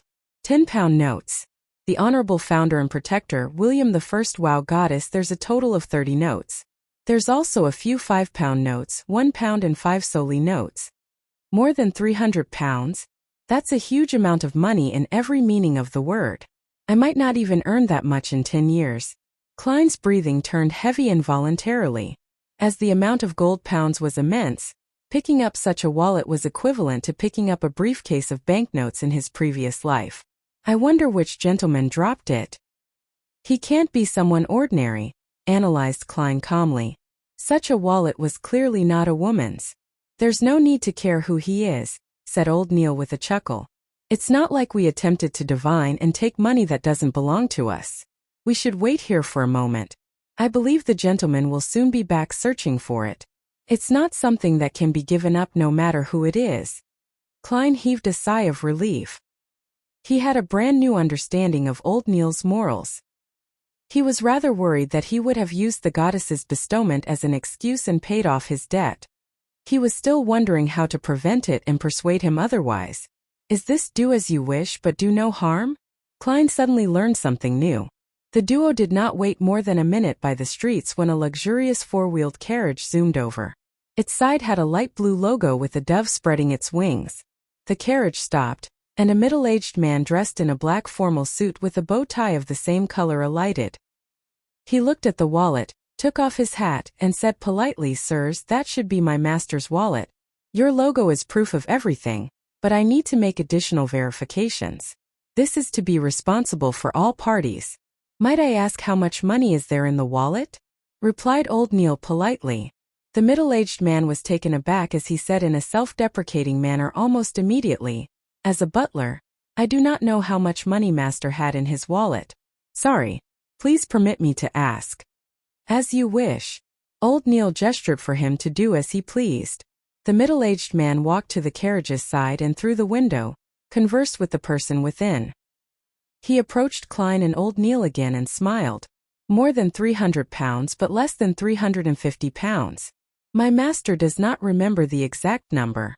"Does not remember? That's really some filthy rich guy. If I had that much money on me, I would definitely be counting it again and again." Klein was filled with envy. Old Neil nodded and handed the wallet back. "With the goddess as proof, this belongs to you." The middle-aged man took the wallet over and did an estimate before pulling out 3 £10 notes. "My master is Sir Deweyville. He wishes to commend your morals. This is what an honest person should receive. Please do not reject it." "Sir Deweyville? The one who established the Deweyville Trust? The Sir Deweyville who provided cheap rental apartments to the working class?" Klein immediately remembered the name. He was a knight that his brother respected but did not believe was grounded in reality. "Thank you, Sir Deweyville. He is a kind and generous gentleman." Old Neil did not stand on ceremony as he received the 3 notes. After watching Sir Deweyville's carriage depart, he turned to look at Klein when he saw that there was no one around. He flicked the notes and chuckled. £30. IOU is settled. I said it will be settled in a reasonable manner. This is the power of magic. Holy fucking power of magic. That actually works." Klein was once again flabbergasted. A few minutes later, he entered the building's stairwell and while heading to the security company, he asked puzzledly, "Mr. Neil, why didn't you ask for more money?" "Do not be greedy. One must take care not to be greedy when doing ritualistic magic. Temperance is a critical trait needed by every mystery prior if they wish to live long," explained old Neil happily. In a huge ballroom, candles were burning on a few chandeliers, emitting a fragrance that soothed the minds of people. By the sheer number of candles, they produced a light in no way inferior to that of gas lamps. There were long tables with pan-fried foie gras, grilled steak, roasted chicken, fried tonguefish, desi oysters, mutton stew, cream soup, and other delicacies. In addition, there were bottles of mist champagne, Ormer grape wine, and Southville red wine. They were all glistening with a tempting glow under the light. Servants in red vests carried trays with crystal cups and shuttled between the gentlemen and ladies dressed both elegantly or gorgeously. Audrey Hall was wearing a collared, high-waisted, pale white dress with engagiantes. Her corset was tightly fitted, while her voluminous layers were puffed up perfectly with a cage crinoline. Her long blonde hair was coiled up in an elegant bun and the earrings, necklace, and rings she wore sparkled brightly. At her feet were a pair of white dancing shoes that were stitched with roses and diamonds. How many petticoats am I even wearing? 5? 6? Wearing white silk gloves, Audrey caressed her crinoline gently with her right hand. Her left hand was holding a glass of clear champagne. Audrey was nothing like her usual self, usually placing herself center stage of banquets and making her the focus of attention. Instead, she avoided the bustle and quietly stood in the shadows of hanging curtains by the French windows. She took a sip of champagne as she watched the crowd as though she did not belong. Count Wolf's youngest son is chatting with Viscount Conrad's daughter. He likes to move his forearm to reinforce what he says. The bigger the movement of his forearm, the more unbelievable his words. That is something gleaned from experience. He can't stop trying to elevate himself by putting other people down. However, he can't help but feel guilty. It can be seen by the way he talks and his body language. Duchess Della has repeatedly covered her mouth while laughing with her left hand today. I see. She is showing off her pure ocean blue sapphire. Her husband, Duke Negan, is discussing the current situation with a few conservative nobles. Since the banquet began, he has searched for Duchess Della once. They almost never make eye contact. Maybe they aren't as in love as they pretend to be. Baron Larry has made Madame Parnes laugh 7 times. That's very normal, nothing strange about it. But why does she look at her husband with guilty eyes? Oh, they have gone their separate ways. That's not right. The directions they are headed leads to the garden. In the extravagant banquet, Audrey saw many details she never noticed in the past. There was an instant where she nearly believed that she was watching an opera. Everyone is a good opera actor. She sighed silently as her eyes remained limpid. At that moment, she suddenly sensed something and turned her head. She cast her gaze onto a dark corner in the large balcony outside. In the shadows was a huge golden retriever sitting there silently. She was looking inside at Audrey while half her body was hidden in the darkness. Susie. The corners of Audrey's mouth twitched as her expression instantly changed. She could no longer maintain her state as a spectator. Chapter 53. Listener. An ancient three-masted sailboat was navigating through a tumultuous storm in the sea. It was not fast and its displacement was lacking. With the weather and the sea looking like a cataclysmic scene, the sailboat was like a withered leaf separated from its tree. However, regardless of how the typhoons rampaged or how terrifying the waves were, it continued sailing peacefully without any signs of tilting. Alger Wilson stood on the empty deck as he looked at the massive waves that resembled mountains. His thoughts were a mystery. It's going to be Monday again, he muttered silently to himself. It was the day belonging to Mother Earth, the beginning of a series of waxing and waning. However, it meant something different to Alger. It belonged to a mysterious existence forever enveloped in grayish-white fog. At least I haven't been reduced to a madman. He stopped looking around as he gave a self-deprecating chuckle. At this moment, one of the only few sailors he had leaned over and asked reverently, "Your Grace, where are we setting course for this time?" Alger surveyed his surroundings and said in calm voice, "Pursue the listener from the Aurora order." The storm subsided as mist emanated. On a strange sailboat with cannons on board, an 8 or 9-year-old boy with soft yellow hair was looking at pirates around him in fear. They were disorderly. Some enjoyed barrels of beer, some swung around with ropes, others mocked each other, and some even fought with their fists. He turned to look at a black-robed man standing in the shadows. He suppressed his voice and asked, "Father, where are we going?" 5 days ago was his first time seeing his father, a father who proclaimed to be an adventurer. If not for the oil painting his late mother left him that confirmed his father's identity and the fact that the orphanage had opened its doors to him, he was absolutely unwilling to leave his hometown and follow his only kin who was also nearly a stranger. The man in the shadows lowered his head and looked at his son. With an amiable expression, he answered, "Jack, I'm bringing you to a holy place, a holy residence where the Creator once lived." "Is that the kingdom of God? We mortals can only enter by winning His grace." Jack had been well educated by his mother and knew this much. He was both surprised and fearful about the matter.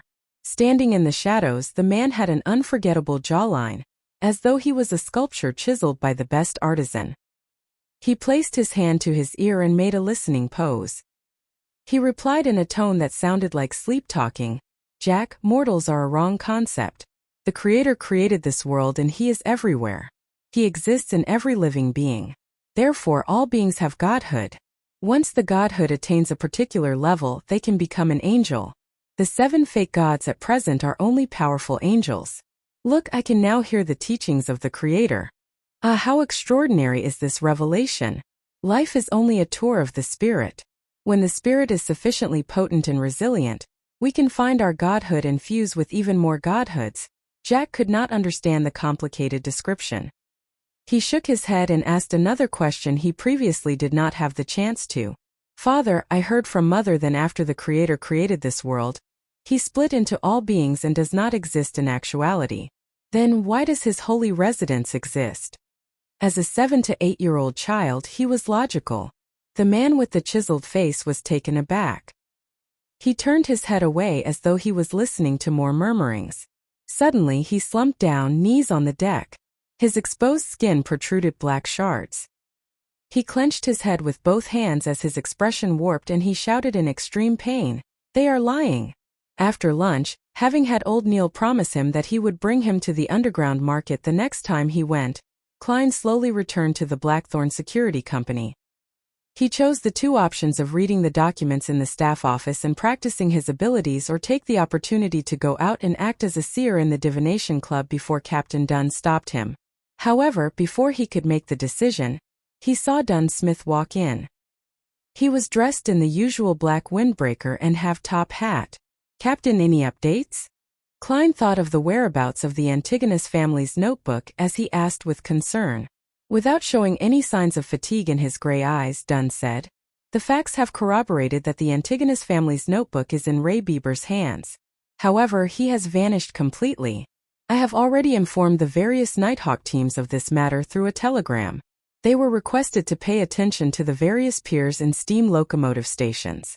The first batch of printed portraits was mailed out yesterday afternoon and will be printed in various major newspapers.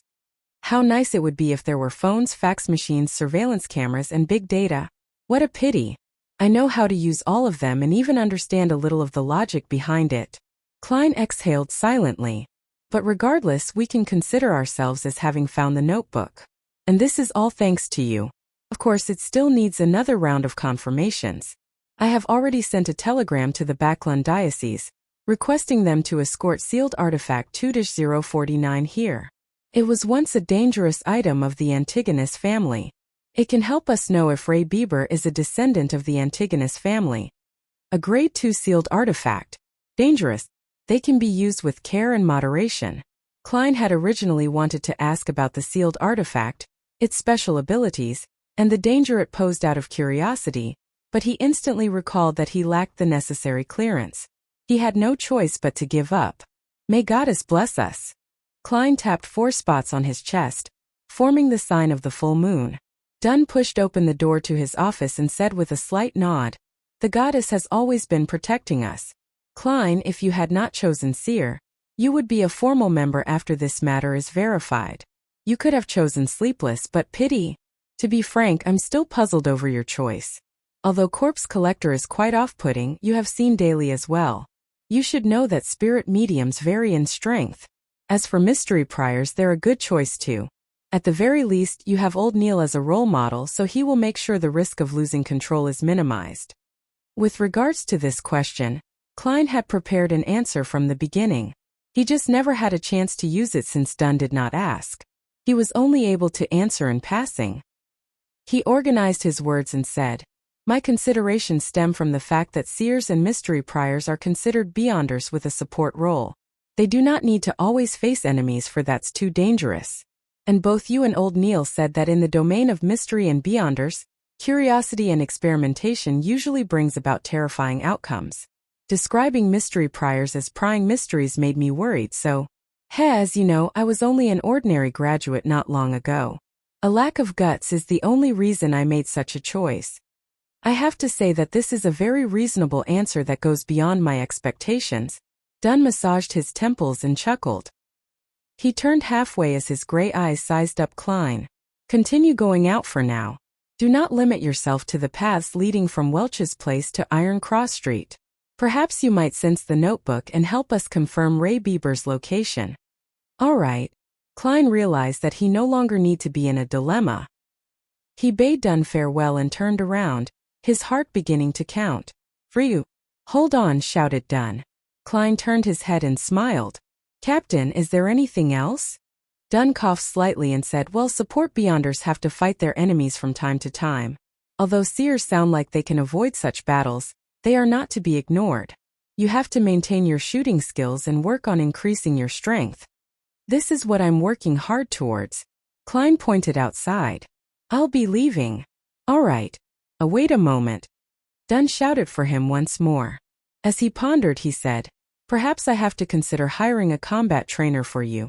Of course, this matter is under the premise that you become a formal member." Klein responded tersely before asking carefully, "Captain, is there anything else?" "No." Seeing Klein's unbelieving eyes, Dunn shook his head and smiled. He emphasized again, "Really nothing." Only then did Klein walk past the partition divider. He bade farewell to Roseanne and Mrs. Oriana and headed to the shooting club for practice. With all of this done, he went to the divination club and saw the beautiful Angelica standing there reading newspapers leisurely. "Home." Klein silently read. With the cane in hand, he walked over and greeted with a smile, "Good afternoon, Madam Angelica." "Good afternoon, Mr. Moretti." In no rush, Angelica put down her magazine. She stood up and said, "Not long after you left yesterday, Mr. Glassy came. He just recovered from a major illness." Klein heaved a sigh of relief as he smiled. "That sure is something worth celebrating." Upon hearing this, Angelica, who was secretly observing him, lowered her voice and asked out of curiosity, "Mr. Glassy said that you are a very, very, very magical doctor. Are you?" "What?" Klein looked at the lady in front of him, suspecting if he was hearing things. "What made him think I'm a doctor? Even I do not know." Chapter 54. The first divination requester. Upon seeing Klein's odd expression, Angelica immediately felt her beliefs waver. "Is that so? Mr. Glassy mentioned that you were able to tell of an ailment in his lungs simply from observation." Her voice softened until she finally shut up. "Observation? A dark glabella?" Klein was instantly enlightened as he shook his head with a chortle. "I believe Mr. Glassy was mistaken. He was planning on being perfunctory, but after recalling that no one sought his divination services the entire afternoon yesterday, his mind whirled. It affected his goal of acting as a seer, so he explained, "It's actually a form of divination." "Divination? But Mr. Glassy only mentioned that you observed his face. That's also considered divination?" asked Angelica in shock and doubt. Klein smiled, composed. "As a member of the divination club, you should know about palm reading, right? Palm reading was not patented by the Footaholic Empire. Even on Earth, India and Old Europe had developed similar principles, much less in a world with beyonder powers. I know about it, but it seems you did not read his palm? Were you observing him in secret?" asked Angelica curiously. "I was using face reading." Klein cooked up a lie. "Its principles aren't very different from palm reading at a fundamental level." "Really?" Angelica's eyes were filled with disbelief. In order to develop his career as a seer, Klein chuckled. He pretended to be in thought as he tapped his glabella twice. He focused his eyes and Angelica's aura presented itself. Her head was purple, her limbs were red, her throat was blue. There was no problems with her health except for some colors being duller. However, that was a manifestation of ordinary fatigue. Klein then looked at her emotions. She saw orange mixed in with some red and blue. It also meant warmth coupled with some excitement and thought. Thankfully, after realizing that there was nothing abnormal about her, Klein planned on deactivating his spirit vision. But it was at that moment when he suddenly saw rich darkness hidden in the depths of her emotional colors. Furthermore, she is lacking a little of white, an eagerness to improve. Klein nodded while in thought. "Mr. Moretti, were you reading my face?" Seeing the young gentleman in black in front of her turn silent abruptly while seriously sizing her up, Angelica keenly noticed something. She asked in a half-curious and half-worried manner. Klein did not immediately reply. Instead, he tapped his glabella lightly as he wore a look of scrutiny. Just as Angelica was feeling unease, he said warmly, "Madam Angelica, there are some sorrows and pains which you should not seal in your heart." Angelica's eyes widened as her mouth turned agape. However, she did not say a word. She looked at Klein in his half-top hat with an apparent scholarly bearing. He heard him use a deep, comforting and warm voice to say, "You need to either go mountain climbing, a game of tennis, or perform a tragic play to exhaust your body due to exercising. Let your tears flow down uninhibited. Then cry and scream. Express all those emotions. That will be very helpful to your health." The moment those words entered her ears, Angelica felt like she had transformed into a statue. She stood there motionless. She tried hard to blink as she lowered her head in a fluster, saying deeply, "Thank you for your suggestion. It seems like there are many members here today?" Klein did not continue. As though he had not done any divinations prior, he turned to his side and looked to the meeting room at the end of the corridor. Sunday afternoon, at least 50 members. Angelica's voice sounded a little hoarse.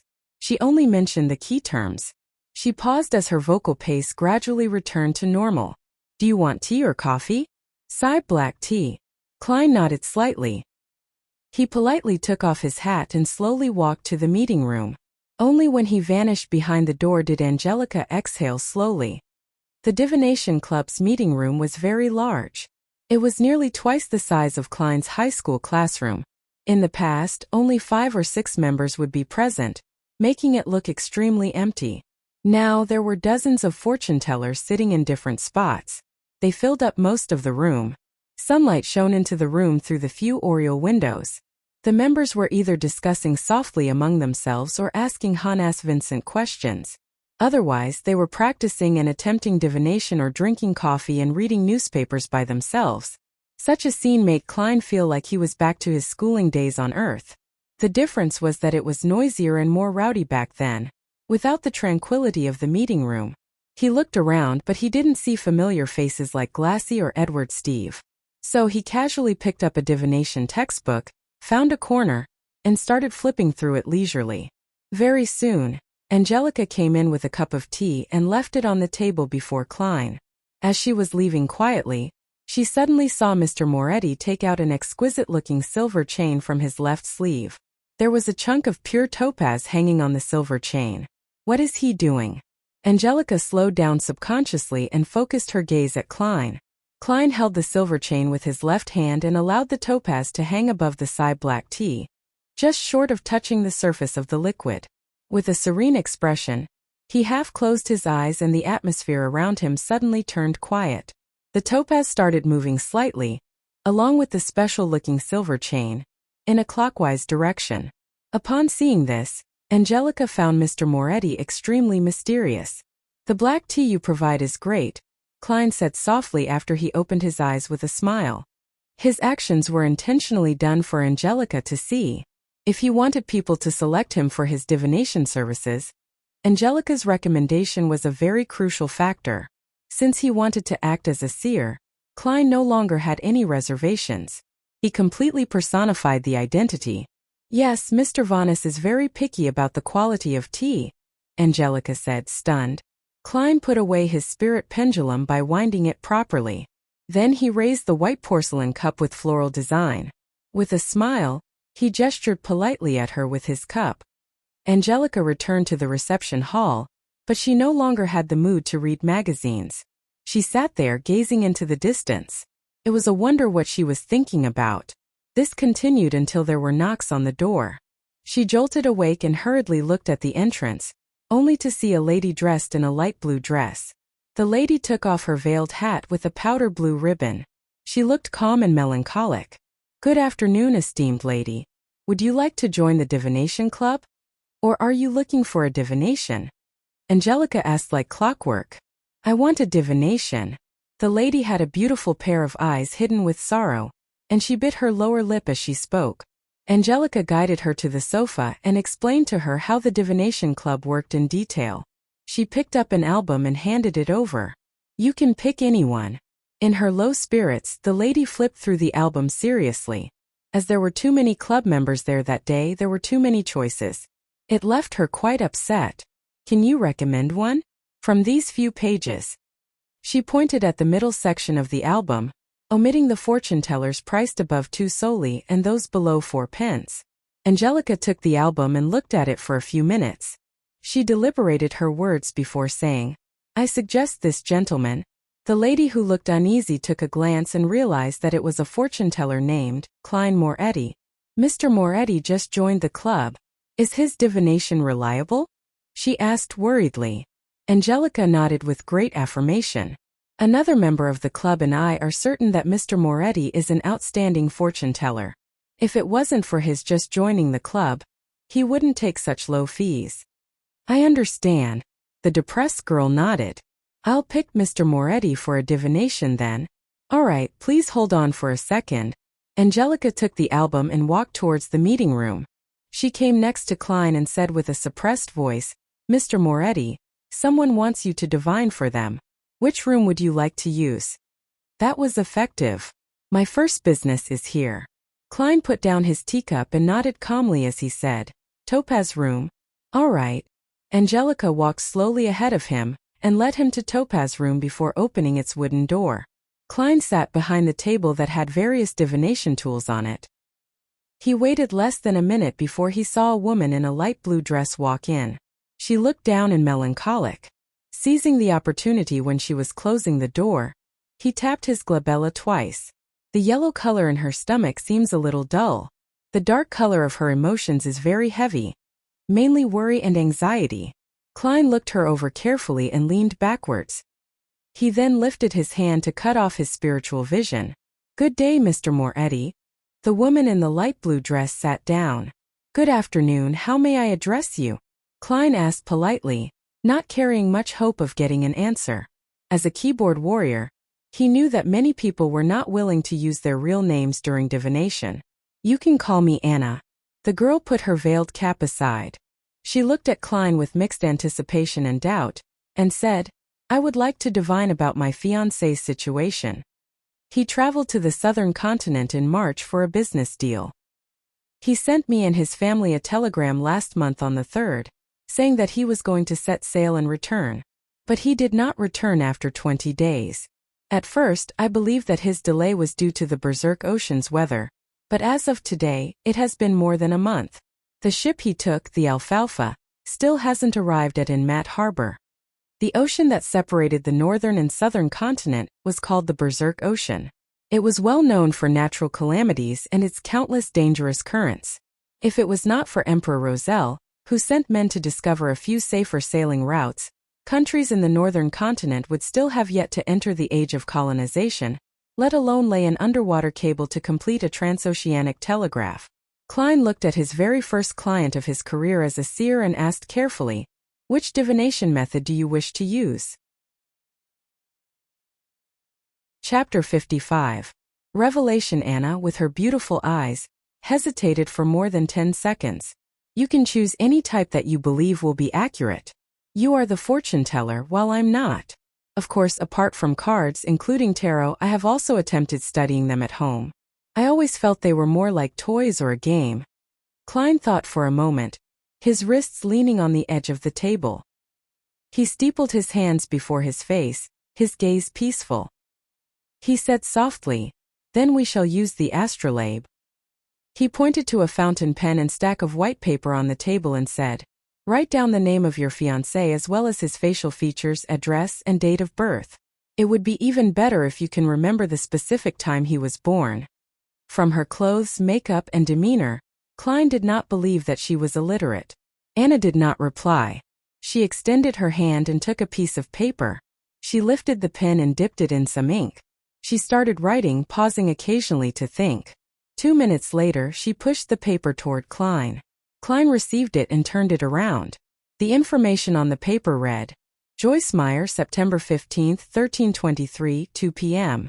Tingen City, East Borough 8 Stevens Street." Short blonde hair, aquiline nose. With just a short glance, Klein quickly calculated the person's spiritual number. 1 plus 5 is equal to 6 in the study of spirit numerology and mysticism. Adding the numbers of the day the person was born was called their birthday path number, affecting the person's life before 27. Birth month path number, calculated by adding the numbers in their birth month, affected their life from 27 to 54 years old, while the birth year path number, calculating the numbers in their birth year, affected their life from 54 years old onward. It was July 1349, so Joyce was not yet 27.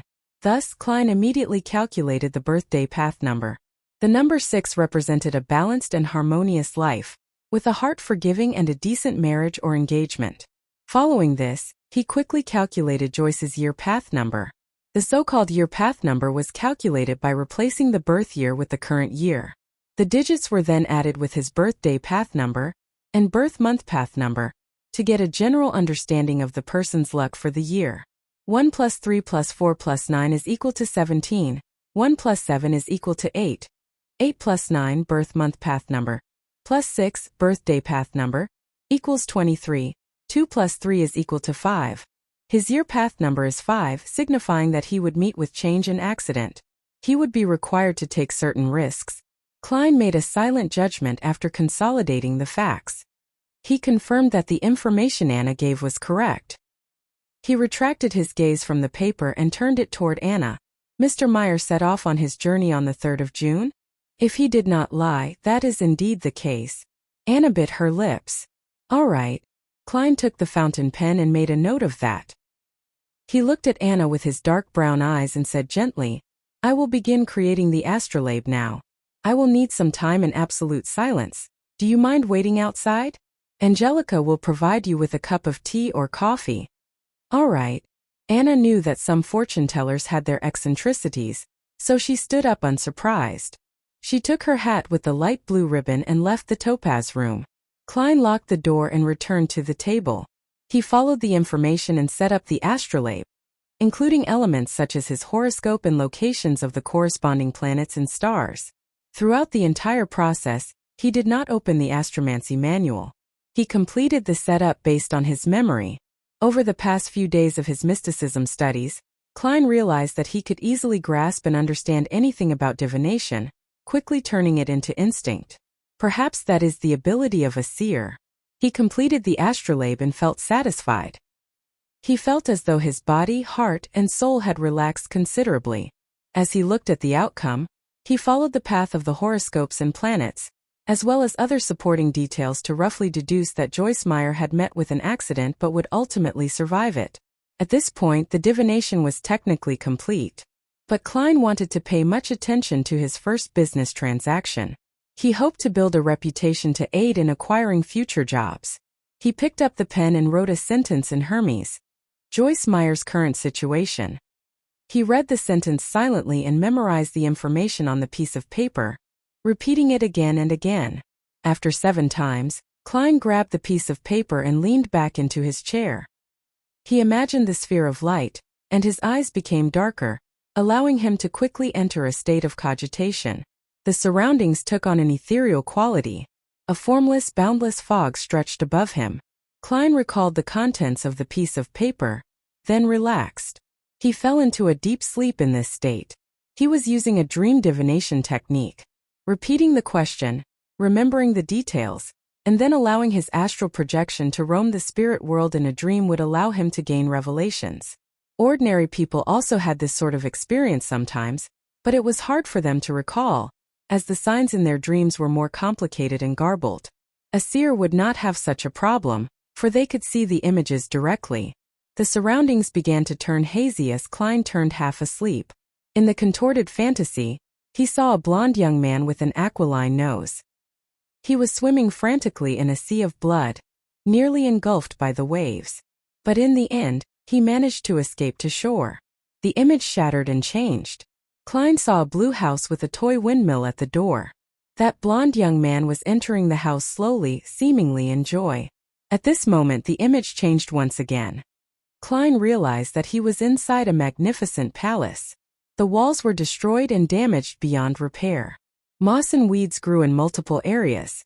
Through the holes in the walls he could see a mountain peak and clouds clinging close to it outside.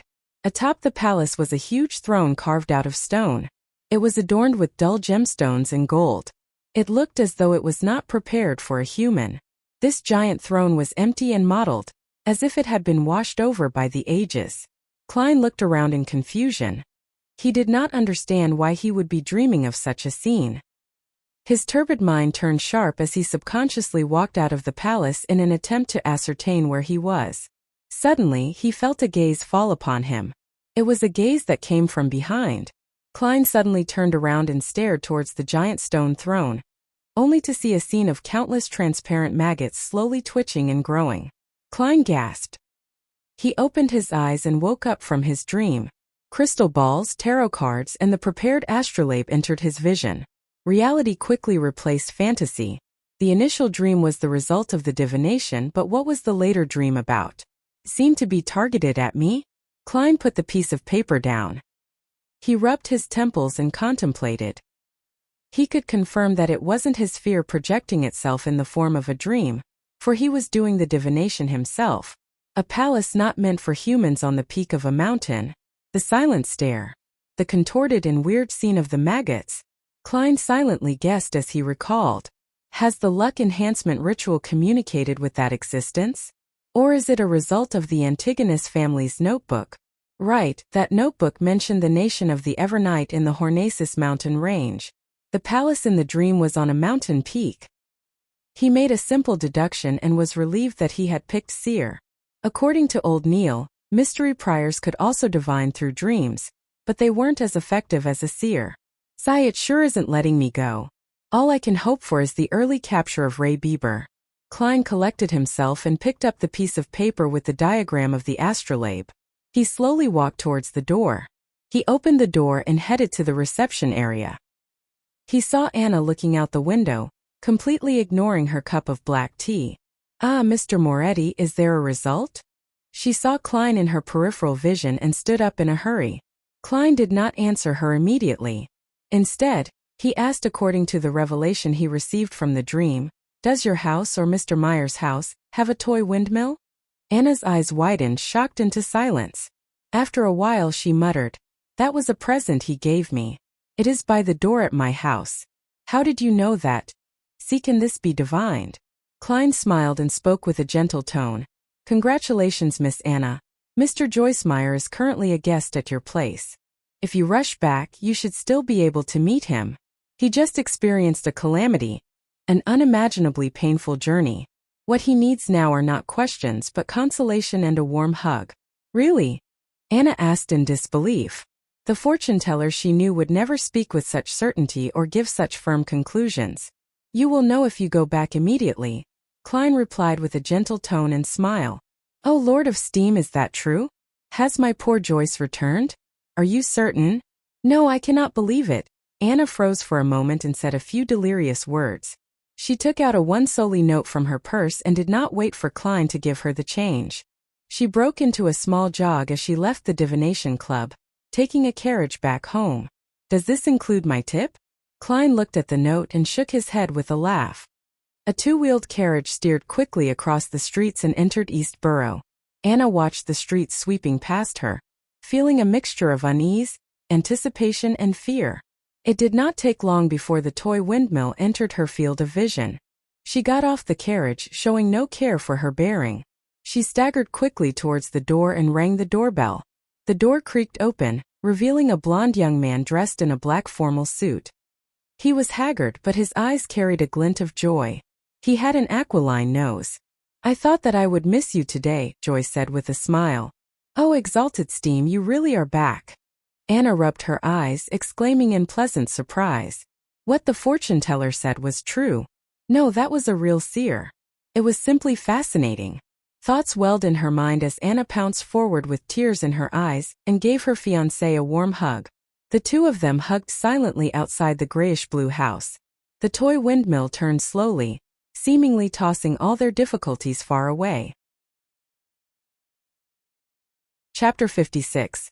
Escape from the sea. In a rather spacious living room, Anna and Joyce were seated on different sofas, separated by Anna's parents.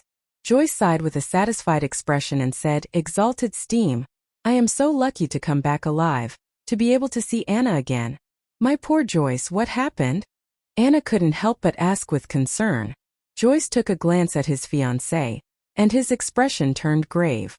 "I still feel terrified to this day. I keep waking up from my dreams again and again. 5 days after the Alfalfa left Caesar Pier, we came across pirates, scary pirates. The only fortunate thing was that their leader's name was Nast." "The pirate that calls himself the King of the 5 Seas?" Anna's father, Mr. Wayne, asked in shock. Although Joyce had already been there for half an hour, he did not volunteer details about his ordeal. He appeared to be fearful, perturbed, and uneasy. It was only after Anna returned and hugged him that he finally appeared to put it behind him. Yes, due to his declaration of being a descendant of the Solomon Empire, the King of the 5 Seas, Nast didn't believe in killing captives. Hence, we were only robbed and didn't lose our lives. His subordinates even left us sufficient food, Joyce said as he recalled the ordeal. His body started to quiver, but he continued to describe his deepest and scariest nightmare. "I didn't lose much of my wealth. I believed that my misfortune was over, but as we continued towards our destination, a heated conflict erupted among the Alfalfa's passengers and crew. From disagreement to fighting to drawing revolvers and raising swords to kill each other. I saw nothing but blood during that period. One after another, people beside me fell with eyes opened, never to be closed. Their limbs, hearts, and intestines were scattered across the floors. Those of us who were unwilling to turn into savage beasts, the rational group, had nowhere to hide and nowhere to escape. We were surrounded by deep blue waves and the boundless ocean. Some wailed, some begged for mercy, some sold their bodies, but their heads were hung from the mast either way. Anna, I reeled in despair back then. I thought I would never see you again.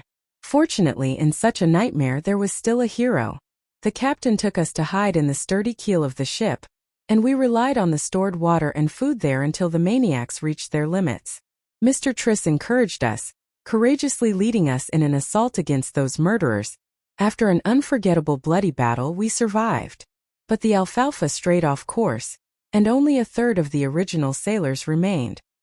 When he depicted the most horrible and darkest side of the human psyche, Joyce couldn't help but recall the hero, the man that called himself Triss. He had a round and amiable face. He was shy like a girl and enjoyed staying in a corner. Only people whom he was familiar with knew that he was a very good conversationalist. But it was such an unremarkable boy who stood in front of everyone with determination in the worst of days. Oh, exalted steam, my poor Joyce, you went through such a heartbreaking ordeal. Thank God, praise be to God. He prevented us from eternal separation. Tears welled up in Anna's eyes as she constantly dotted 3 points to form a triangle, the sacred emblem for steam and machinery. Joyce revealed a faint pale smile. This is the reward for our faith. The Alfalfa then went through storms, lost its course, and after surmounting one challenge after another, arrived at Inmat Harbor. Due to the bloodbath that had taken place on the boat, those of us that survived were held captive by the police and questioned separately. We didn't have a chance to send telegrams home to update our loved ones. When they released us this morning, I immediately borrowed some money from my friend and took the steam locomotive back. Thank God for letting me set foot on the land of Tingen again, allowing me to see all of you again. Then, he looked towards his fiancée in confusion. Anna, when you saw me, I could feel your happiness and surprise, but I couldn't understand why you rushed towards the door so excitedly right after you got off the carriage. Hey, I had planned on giving you a huge surprise. Anna thought about what had happened earlier, and continued in disbelief. There's nothing to hide, Joyce. As I was worried about you, I went to the only divination club in Tingen City today for a divination. That fortune teller, no, the seer told me, he said. Your fiancé has returned. He's in the house with a windmill. What? The Wayne couple and Joyce exclaimed simultaneously. Anna covered her face and shook her head. I can barely believe it either, but it happened. Exalted steam, perhaps there really are miracles in this world. Joyce, that seer asked me for your name, characteristics, address, and birth date. He told me he was going to do an astrolabe divination. Then he asked me if the house with the toy windmill was yours or mine. When I confirmed it was mine, he said, Congratulations, Miss Anna. Mr. Joyce Meyer is currently a guest at your place. What he needs now are not questions but consolation and a warm hug. God. Joyce found it unbelievable and incomprehensible. Does he know me? Did someone send him a telegram? Could it be that he is familiar with the police in Inmat Harbor? No, that doesn't explain it. How did he know that I came to your place? How could he possibly know that you would seek a divination? Did you make an appointment? No, I made a selection at the last minute, Anna replied with a vacant-looking expression. Perhaps a good seer needs to be in control of vast amounts of information, even if it cannot be used anytime soon. Perhaps that is the fascinating aspect of divination. Anna's father, Mr. Wayne, sighed and concluded. In the known history of more than 1,000 years and in the uncertain fourth epoch, divination has existed and has yet to disappear. I think there must be a reason for that. Joyce shook his head lightly and asked, What's that seer's name? Anna thought and said, Klein Moretti. In the reception lobby of the Divination Club. As Klein had spoken softly, Angelica knew not to go close. Therefore, she only saw Anna leave as though she had lost her soul, wearing shock and confusion on her face. Angelica briskly walked to the sofa and asked out of curiosity, Was the result good? She did not dare ask the actual result, afraid of violating the unspoken rule of fortune tellers. Yeah. Klein nodded and took out 3 copper coins from his pocket. 1/8 of one solely is 1.5 pennies, right? Yes. Angelica looked at the copper coins and realized that one of them was a penny and 2 of them were halfpence. She quickly held it out and said, There's an additional halfpence. Klein smiled faintly and said, Thank you for taking care of my customer. She gave me a tip, so it's only right I give you one. It is also to thank you for recommending me," he added in his heart. "All right." Angelica felt an unknown fear of Klein, but since the reason was appropriate, she didn't refuse the offer. Klein returned to the meeting room, believing that there would be more people requesting his divinations. However, he did not receive a second customer by 40 minutes past 5. It wasn't because the divination club's business was poor, but because most people had already chosen a fortune teller. They likely were recommended by others and had long determined whose services to hire. In short, I'm still lacking in reputation. Klein laughed at himself for using game terminology. He finished his third cup of black tea, grabbed his top hat and silver-edged walking stick, and walked leisurely out of the meeting room. Angelica suddenly recalled Glassy's instructions, and she quickly moved to intercept him. "Mr. Moretti, when will you next visit the club? Mr. Glassy would like to thank you in person." "I will come over whenever I'm free. If fate permits us, he will definitely meet me," Klein replied, using the tone of a psychic charlatan, as though he was in character.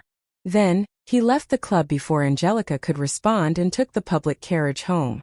When he stepped through the door, Klein found Benson reading the newspaper and Melissa putting together bits and pieces of gears, bearings, and springs in the evening sunlight.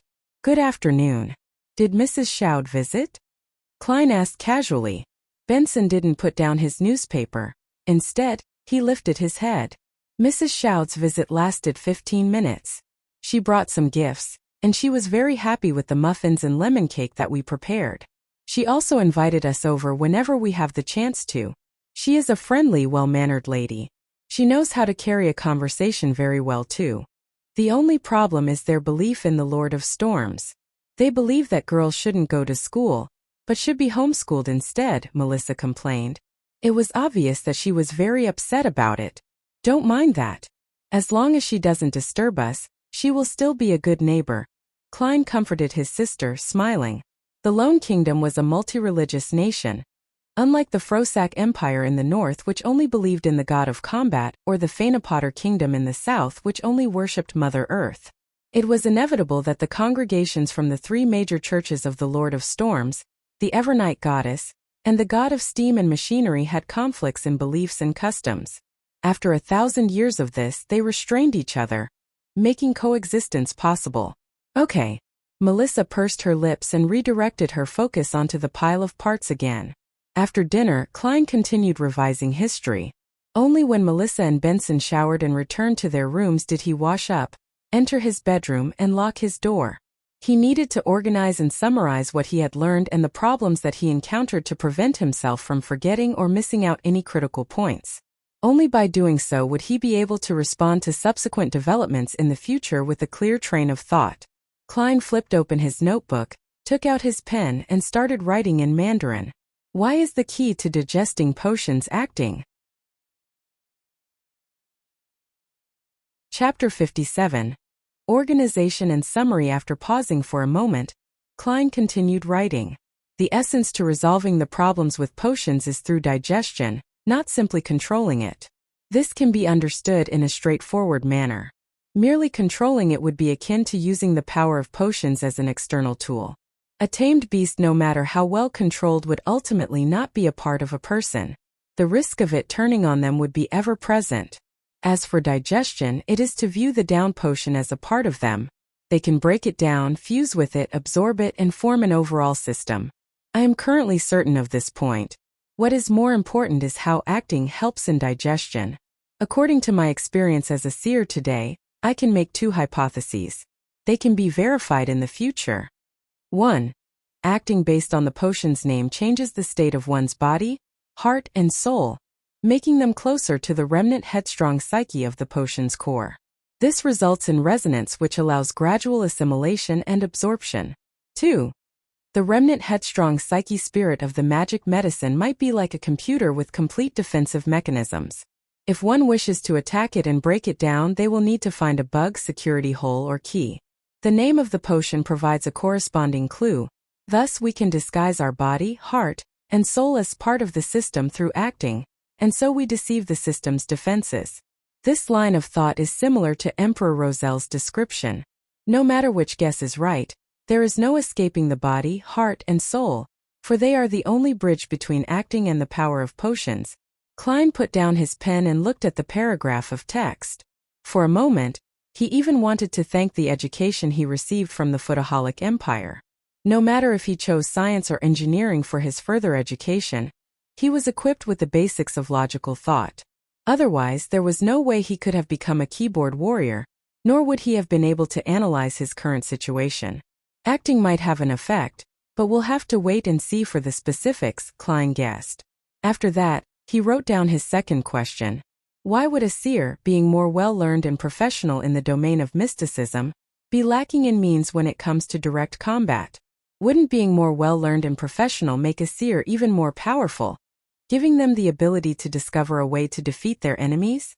The reasons could be: first, just like the web novels I've read in the past, I have transmigrated to a game world that has become reality. Thus, different jobs come with different specialties that have to be balanced against each other.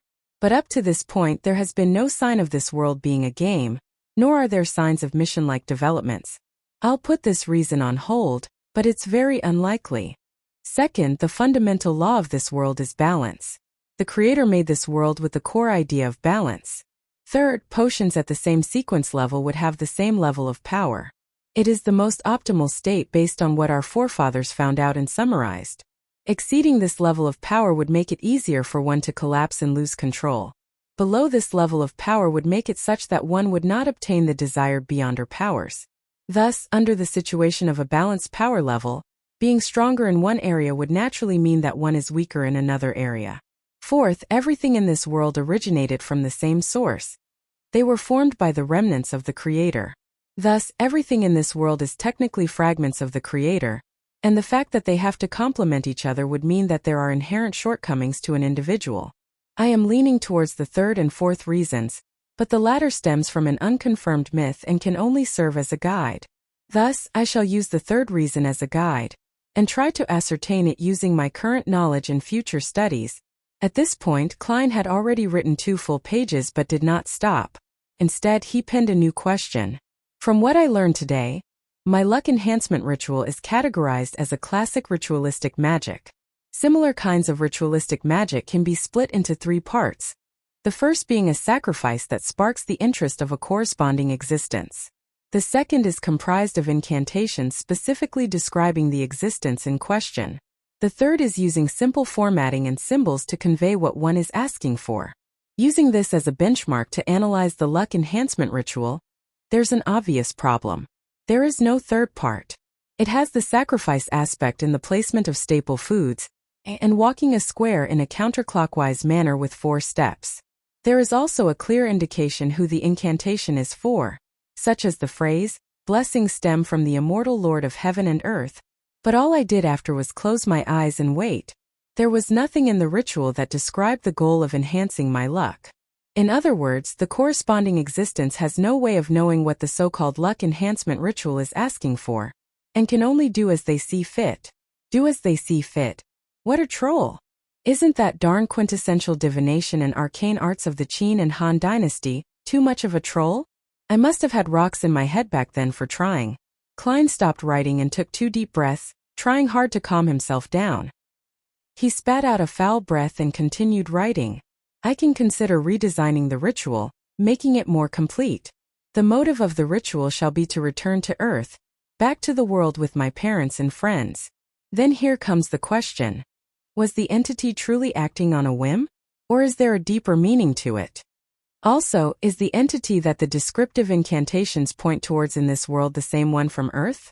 If so, the difference in results between the first and second ritual could be explained as the entity doing as it wishes.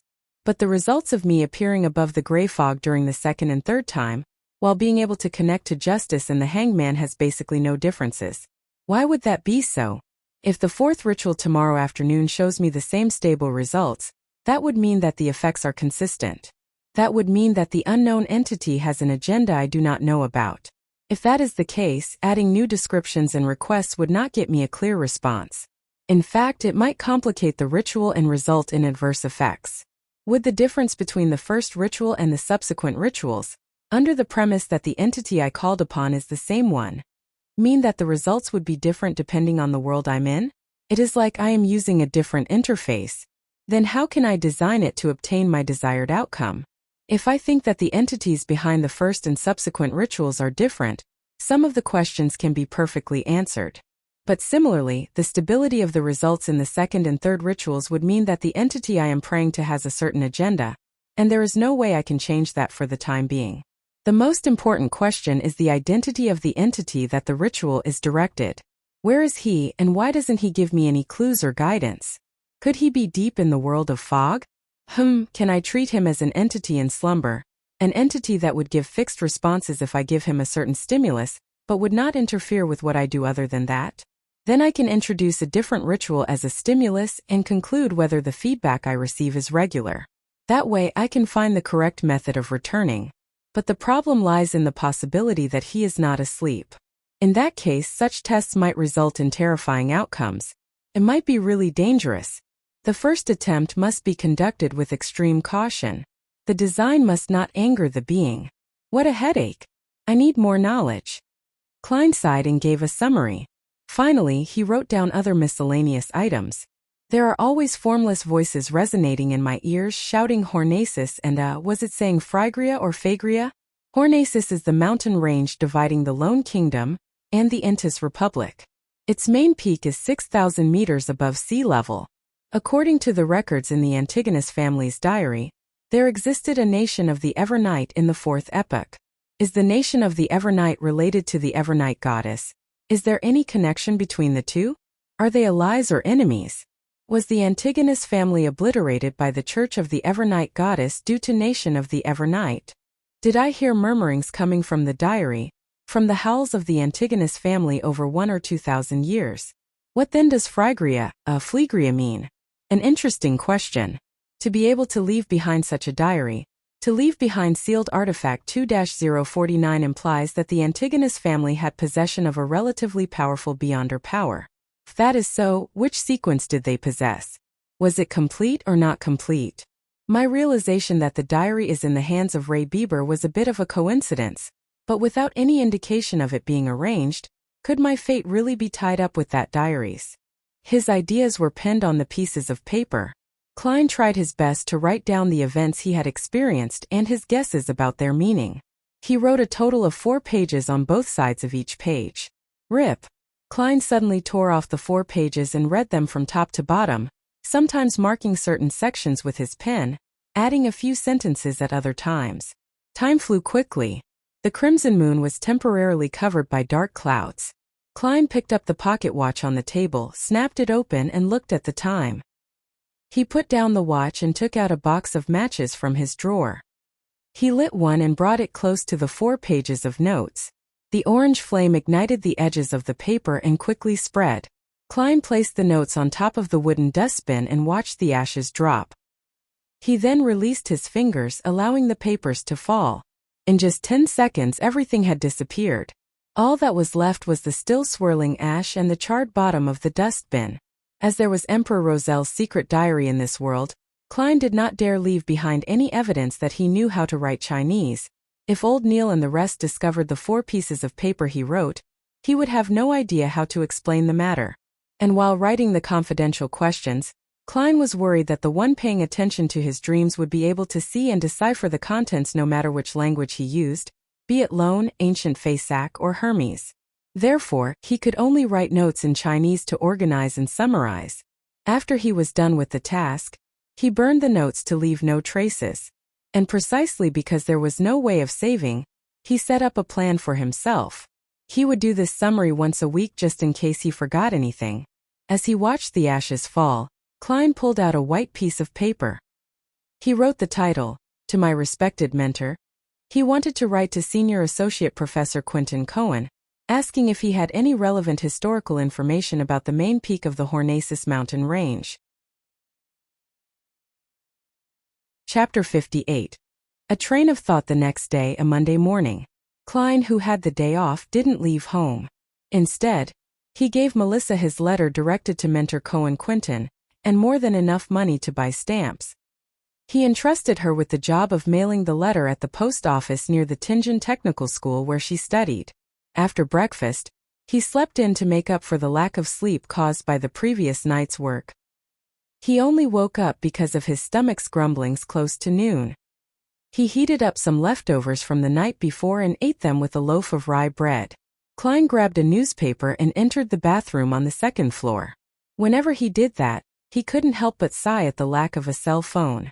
After about 7 or 8 minutes, he left the toilet refreshed and washed his hands. He then returned to his bedroom and locked his door. Klein drew the curtains, lit up the gas lamp, and cogitated for half an hour. After practicing his spiritual vision, spirit dowsing, and dowsing rod for half an hour, he spent another hour mentally reviewing the mysticism knowledge he had gained recently. After doing that, he ripped up the old newspaper and crumpled them into a few balls. He wrote on them moonflower candle, full moon essence oil, and other names of materials. He followed the prescribed steps of ritualistic magic in his head in order to master every little detail. Until he was entirely familiar with it, he didn't intend to try ritualistic magic because it was both a waste of materials and also easily attracted danger. He repeated again and again until he picked up his silver pocket watch patterned with vine leaves and took a glance. He realized that it was 2:45. He considered for a few seconds and brought the scraps of old newspapers to the kitchen on the first floor to burn them. While doing so, he made sure he was in an optimal state of mind as he prepared for the tarot gathering. Locking his bedroom door once again, Klein didn't wait for the clock to strike 3. He planned to enter the area above the gray fog ahead of time. He wanted to seize the chance to explore the place thoroughly. As Klein stood in an empty spot in his room and started walking counterclockwise, he suddenly worried that Justice and the Hanged Man had yet to enter a suitable environment. He thought of a particular matter. Would they be disturbed or discovered? He had previously mentioned to allow Justice and the Hanged Man to apply for leave ahead of time if they needed to be absent from the gathering for some reason, such as being unable to find time alone or unexpected circumstances. It would have been an almost unsolvable problem for Klein in the past. There was no way he could build an entire server-based internet by hand in a different world, right? Any technology beyond the telegram could expose him. But now, he had suddenly found inspiration from ritualistic magic. Ritualistic magic borrows the powers of others by seeking the help of different existences. Similar incantations would make it clear who it is directed to in the beginning, such as the Evernight Goddess or the Lady of Crimson. It would be a description of the unknown and clandestine existences. Then can I amend the chant and redirect the beginning of the chant towards myself? Directed at me. This way, even if Justice and the Hanged Man conduct the ritual in different locations, I would receive their messages. Klein suddenly felt fresh insight as he began analyzing the likelihood of the method working. There are 2 difficulties. First, I am not an incredibly strong high-level sequencer. Even if the description of the incantation was directed to me, I couldn't possibly receive the request. Second, how can I ensure that the description of the chant is directed at me accurately and doesn't stray away and hit some other unknown existence that fits the description? That would be incredibly dangerous. Klein paced back and forth, deep in thought for a possible workable solution. He went in circles with silent footsteps. Then, he naturally linked the matter with the mysterious world of the gray fog. Even if I can't receive the message, that doesn't mean the gray fog can't. Its connection with the crimson stars can drag a person into the space directly, regardless of where they are in the physical world. I could consider tying myself to the mysterious space together during the directed description. In accordance with this train of thought, even though I might not immediately receive the request, when the other party is holding the ritual, I will still be able to see the corresponding messages whenever I enter the gray fog. To put it simply, it is the difference between being online and offline on an instant messaging system. Klein became more excited the more he thought. He felt that his idea was worth a try. What kind of description could be used to precisely direct a message to me and to the gray fog world? He started thinking about the actual details. In fact, he had an incantation that would definitely work. It was none other than the lone translation of "Blessings stem from the celestial worthy of heaven and earth." But herein lies the problem. He would lose control of the gray fog and lose his leading role. He could only exclude it. Fool from an alternate world? No way. It is quite accurate, and there is almost no other existence that fits the criteria, but it would expose my biggest secret. Klein thought of one incantation after another, but he crossed off each one. After about 7 to 8 minutes, he finally decided on the description of the first paragraph that directed to him. The fool that doesn't belong to this era. It was obviously not accurate enough. Therefore, Klein quickly added, the mysterious ruler above the gray fog. The combination of the two lines practically limited it to him. Furthermore, he had tied the gray fog to him. It's still a little short. I cannot eliminate the possibility that there are multiple spaces and rulers above the gray fog. I cannot eliminate the fact that the description might be directed to the spirit world. Klein creased his eyebrows and planned on making it more certain. He thought for a full minute and finally decided on the last part of the description. The king of yellow and black who wields good luck. It shared a similar meaning to blessings stem from the exalted the arch of heaven and earth. If the incantation purely depended on that part of the description, it might end up being directed away and provoking unknown dangerous existences. But with the first two lines as a limitation, and his experience of arriving above the fog through a similar incantation, he believed that the target's description could result in a perfect lock-on. Klein wasn't sure if casting the ritualistic magic with those three descriptions would be effective, but he was definite that it would not attract the attention of another existence. It wouldn't throw justice and the hanged man into danger. Klein heaved out a long sigh and recited the incantation that he had decided upon. The fool that doesn't belong to this era. You are the mysterious ruler above the gray fog. You are the king of yellow and black who wields good luck. He nodded his head slightly and took out his pocket watch to confirm the time. It's already 2:58. Without further thought, Klein put away his pocket and entered cogitation. Soon he chanted and took 4 steps counterclockwise to form a square. The most ferocious noises and heart-stirring roars were heard once again. He felt the headache that was even harder to deal with than the pain of consuming the seer potion. The pain was not a sharp pain that tore through his head. It was a throbbing pain that made him manic and irrational. It was a pain that left him in chaotic confusion. Klein controlled himself using cogitation and tried hard to ignore the voices. The muttering and murmurs receded like the tides. His body became ethereal along with his spirituality. Everything seemed to float. The boundless gray fog appeared before his sight, the crimson stars at varying distances from him, just like pairs of eyes. Above the gray fog stood the palace, lofty and towering like the home of a giant. It was as though it had been there for millions of years. All Klein did was will it and he disappeared from where he was, reappearing at the seat of honor at the long bronze table with 22 high-backed chairs. The effect of the ritual is definitely fixed, Klein muttered. He tapped his glabella gently and allowed the fog to engulf him, once thicker than before. According to the description of the hanged man, if Justice had become a spectator, it would be best not to reveal any of his tics before her. Without any time for exploring, Klein extended his right hand and formed an invisible connection, connecting him to the 2 familiar crimson stars. On the roaring blue waves of the Sonia Sea, an ancient sailboat was sailing with the wind. Alger Wilson locked himself in the captain's cabin and made Ghost Ship provide him the best protection. He opened the pocket watch before him and laid it next to the brass sextant. The clock was ticking without joy as it exuded nervousness. When the hour hand, minute hand, and second hand aligned, there was an explosion of crimson before Alger Wilson. It ignored the layers and layers of protection he had placed over himself. Sigh. His sigh reverberated across the captain's room. Backlund, Empress Borough. Audrey Hall laid against a down feather pillow and glanced at the yellow paper in her hand. Her gem-like eyes looked like they had 2 souls spiraling slowly in them. Her gaze was calm and cool, as if she were waiting for a play to begin. As the crimson red erupted, she looked at herself being swallowed with complete detachment.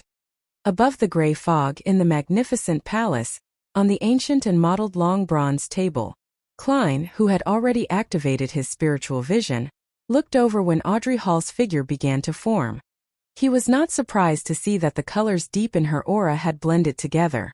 It became pure and serene, like a lake that was clear and reflective. She really did become a beyonder. Klein was just about to move his gaze away when he suddenly saw the chair belonging to Miss Justice change. The bright stars on the back of the chair moved swiftly, forming an illusory constellation that didn't belong to reality. That constellation was familiar to Klein because it was one of the symbols of mysticism. It was a symbol that represented giant dragon. Spectator. Giant dragon. Klein restrained himself from shaking his head and looked over at the back of the hanged man's chair. Typically speaking, it was impossible for him to see the back of the chair from his angle, but this was where he was in control. Everything presented itself according to his will. The constellation on the back of the chair had not changed, but since Klein had grasped the basics of mysticism, he wasn't as ignorant as before. He could recognize that it was the symbol of windstorm, sailor, keeper of the sea. Windstorm. That's reasonable. The color deep in the hanged man's aura is much purer than it was. Has he leveled up? Oh yeah, what about the symbol behind my chair? Klein suppressed his impulse to look, wrapped the edge of the long table thrice just like before, and smiled as he said, "Congratulations, Miss Justice, you are a Beyonder now." He can tell straight away? Audrey was stunned and smiled faintly. "Thank you, Mr. Fool, and thank you, Mr. Hanged Man. That was much faster than I thought," Alger Wilson said honestly. Klein didn't continue the topic but tapped his glabella and said with a smile, "Ladies, sir, have either of you found Roselle's diary?" Chapter 59. Roselle's origins. Upon hearing the fool's question, Audrey did not immediately answer like in the past. Instead, she widened her crystalline eyes and glanced at the hanged man with a scrutinous attitude. Alger subconsciously subdued his body motions. After a few seconds of silence, he said, "I found 2 pages of the Emperor Roselle's diary and have memorized their contents. I have 1 page," Audrey, whose vision was obscured by the fog, said as though she was removed from the conversation. "Pretty good." Klein did not allow his joy or his disappointment be noticed from his voice. He felt joy as there were 3 full pages but disappointment also because there were only 3 pages. Their initial search for the diary was definitely easier, for all they had to do was ask through their connections and channels they were already familiar with. Collecting the pages would become more and more difficult as time went on as it would involve more and more elements. "Should we express them now?" Audrey inquired with a calm tone. "Yes." Klein simply nodded. He maintained his posture without any change. He had to be cautious in front of a spectator. As he finished his sentence, pieces of yellowish-brown goatskin parchment and dark red fountain pens appeared in front of Audrey and Alger. The 2 of them picked up their pens and started to recall the symbols they had seen. They also infused the emotions of expressing them out. Silently, lines of text appeared on the goatskin. Some of them appeared proper, some delicate, others slanted. In a mere minute, the contents that Alger and Audrey had forcibly memorized were all written. Klein willed the 3 pieces of parchment into his hands. He gave the pages a cursory glance and realized that some of the grammar was wrong. There were also missing and wrong words in the content. But experimentation had proved that incorrect sequencing of words to some extent did not affect the overall comprehension of Chinese. Klein was also not afraid of missing words, since he often read web novels filled with censored asterisks. April 8th. I stood at the bow of Black King and stretched my arms, saying to Grimm and Edwards, "My fortune is yours for the taking, but you'll have to find it first." I left everything I own at the ends of the fog sea. They did not understand my humor at all and even asked if I really had other treasures. How boring. You can't be my 4 horsemen of the apocalypse if you keep it that. April 11th.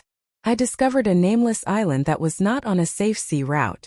There are a good number of extraordinary animals there. No, I prefer calling them extraordinary beings, it feels more impressive that way.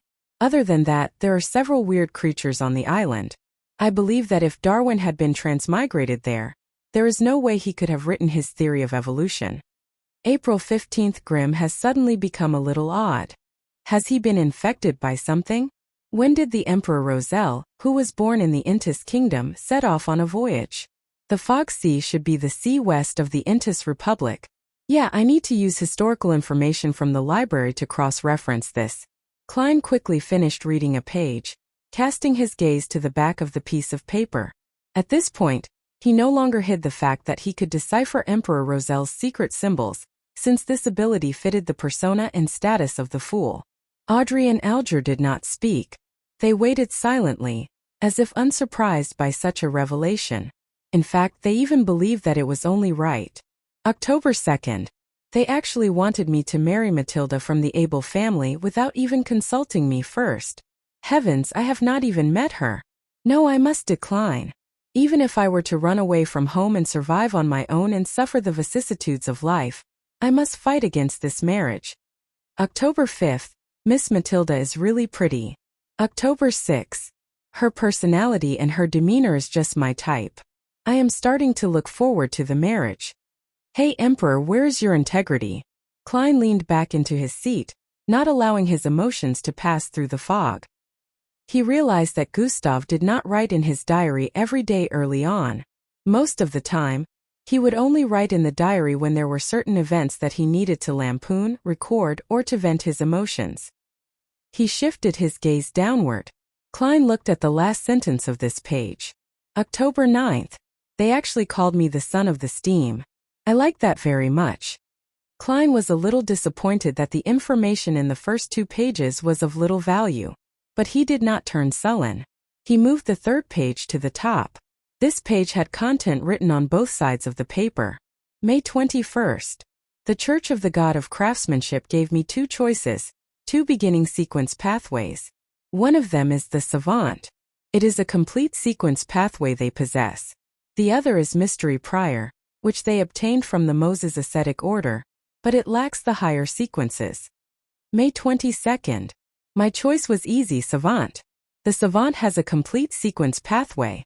Although wielding more information on mysticism can aid my return home, the problem is that if I am not strong enough, there is a need to acquire external help for transmigration. And I do not know if this external entity would be good or bad, benevolent or malicious. I cannot control it, and thus it could be very dangerous. In that case, why not strengthen myself and return by relying on my own powers? Thus, the complete sequence was the most important factor in my considerations. May 23rd. I have become a savant. With the power of the potion, I actually recalled all the knowledge I had learned in the past, such as physics, chemistry, etc.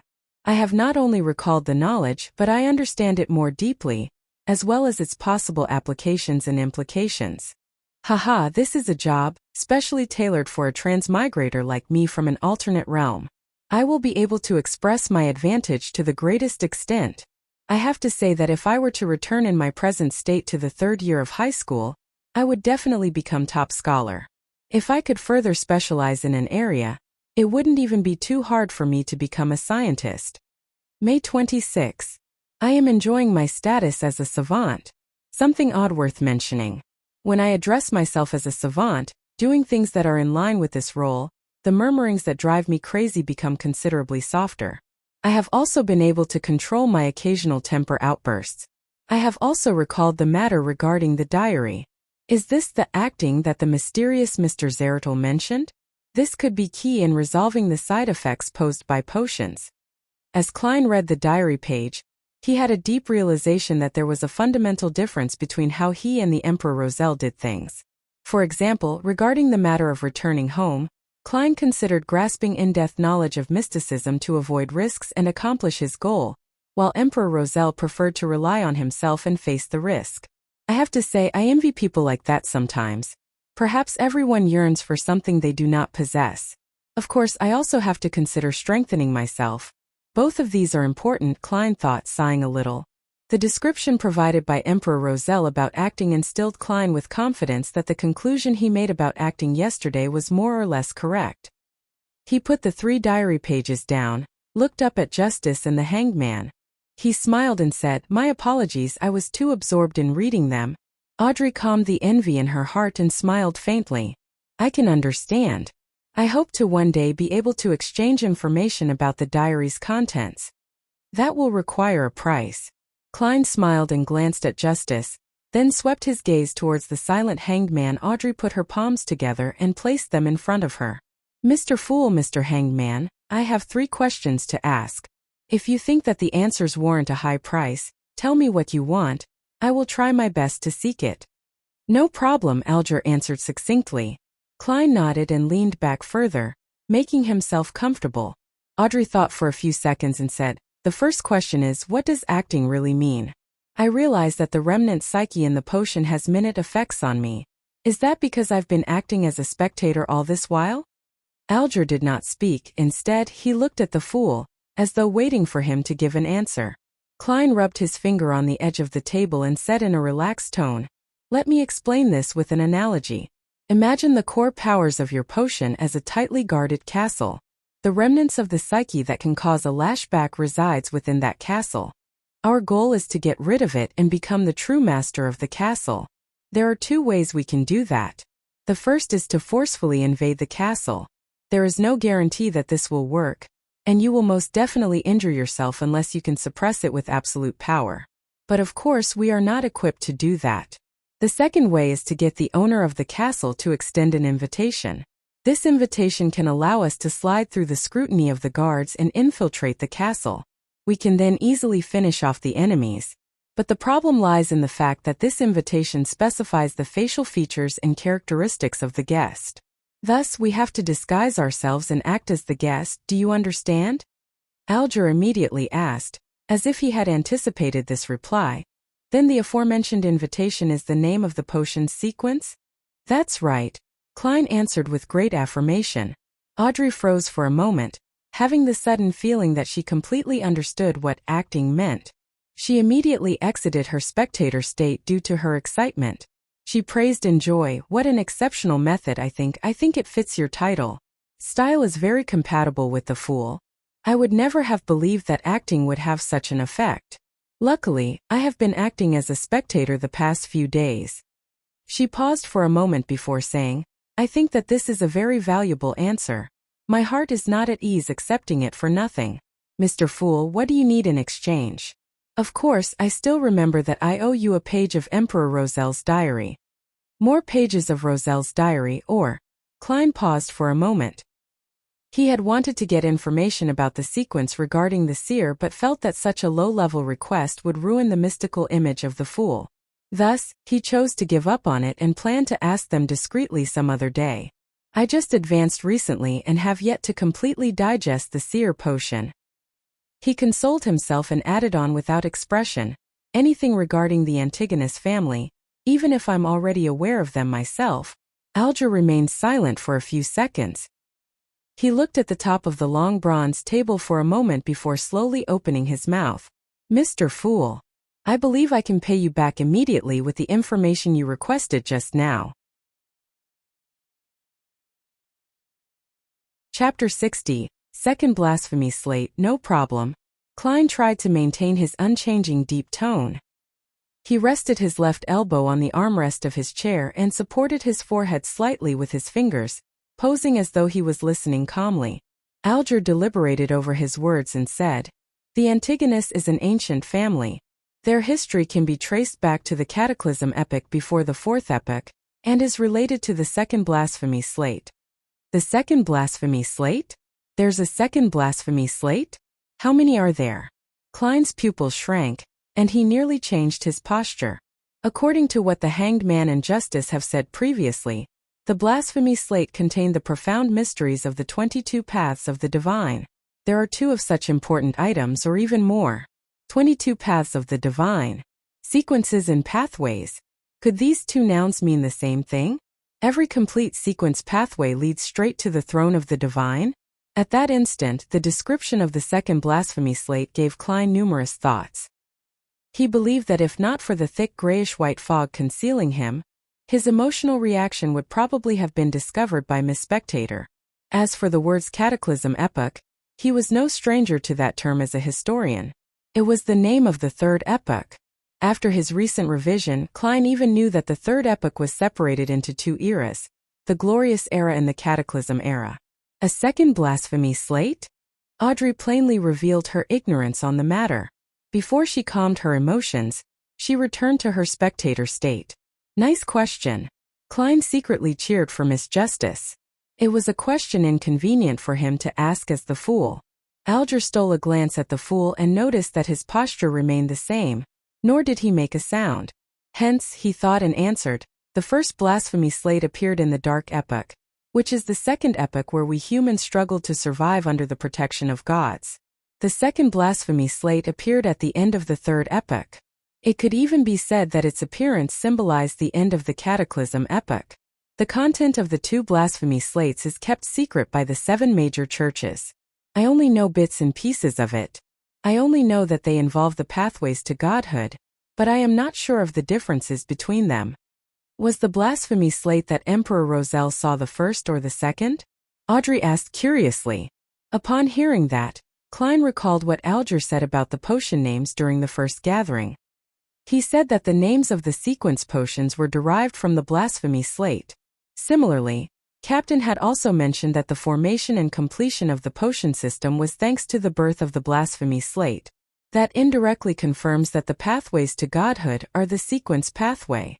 Klein answered his earlier question silently. Then Alger simply replied, "The second one." The glint in Audrey's eyes diminished and she returned to her spectator state. She did not continue asking questions. Instead, all she did was focus her gaze on the hanged man. It was obvious that her scrutiny made Alger uncomfortable, but he suppressed the emotions within him. He lowered his voice and continued, "During the Solomon dynasty in the 4th epoch, although the Antigonus family was considered an illustrious part of the aristocracy, they didn't do anything very memorable until they supported the establishment of the Tudor Empire. They then stood right in the middle of the stage of northern continent. In that period, Antigonus, Ammon, Abraham, Jacob, and others were illustrious names of the human kingdom. However, after the War of the 4 Sovereigns, the Blood Emperor from the Tudor Empire perished. They fell from the top of their pedestal and are now hunted by the 7 gods. I am not sure about the actual process, but I do know that the Antigonus family was destroyed at the hands of the Church of the Evernight Goddess. Mr. Fool, if you'd like to know more, I am afraid that you can only obtain the information from the Church of the Evernight Goddess or from the few ancient secret organizations. You know which few I am referring to? I don't.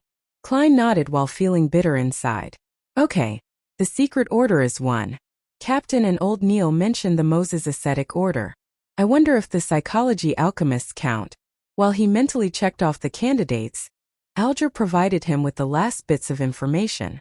I similarly have no idea which sequence pathways the Antigonus family held. There are only 2 adjectives that appear repetitively in the descriptions of the Antigonus family, and those are strange and terrifying.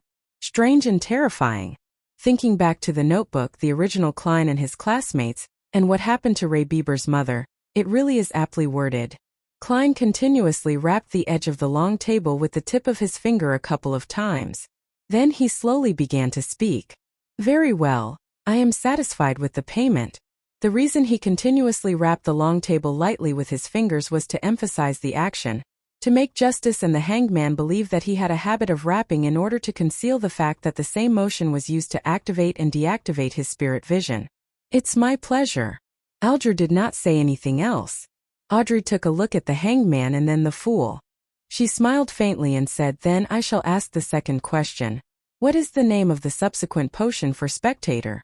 Where can I find the clues?" I'd also like to ask so straightforwardly, but different choices lead to different difficulties. Klein did not speak but cast his gaze towards the hanged man. Alger remained silent for a few seconds before saying, "I'll answer the question for free because I led you on this pathway. The subsequent sequence for Spectator is Sequence 8 telepathic. The ancient name of Sequence 7 is psychoanalyst but is called psychiatrist now. This is what I found out from a member of the psychology alchemists. I think they should have quite a number of potion formulas for this pathway." Psychology alchemists. Spirit Medium Daily was rather approving of their theory, but Captain thought of them as evil and crazy. Klein listened while in deep thought. "Do you know the whereabouts of that particular psychology alchemist's member?" asked Audrey as her eyes beamed with joy. Be it telepathic or psychiatrist, both names appealed to her aesthetics. Alger gave a rare laugh. "I do. He's immersed in the seas around Sonia Island. I sank him with my own hands. If you would like to look for the psychology alchemists, I have to apologize since I severed the clues." He was not worried that Justice would find his identity through his description because he did that on his own out of the public eye. Sank. Audrey was at a loss how to reply or what expression to wear. She drew a deep breath and suddenly failed to maintain her spectator state. She asked bashfully the third question. If, and I'm saying if, a normal animal were to drink a Sequence 9 potion, what would happen? What kind of a question is that? Klein tapped his glabella unnoticeably with his finger that was supporting his forehead. Very quickly he saw the changes in color and noticed that Audrey's emotions had turned frantic, nervous, and a little ashamed. Could she have done something that stupid? Klein was astounded but didn't find it strange. After the past 2 gatherings, he was certain that Miss Justice was quite an airhead. The hanged man Alger was obviously dumbfounded as well. He took a while to reply. Normal animals do not have the brains of humans. They wouldn't be able to learn cogitation in a timely manner. Therefore, it would most likely lead to immediate death or a breakdown into a monster. However, if they survive the initial ingestion of the potion, they should become an extraordinary creature. If the potion has the ability to enhance their intelligence, they can even become smarter. All right.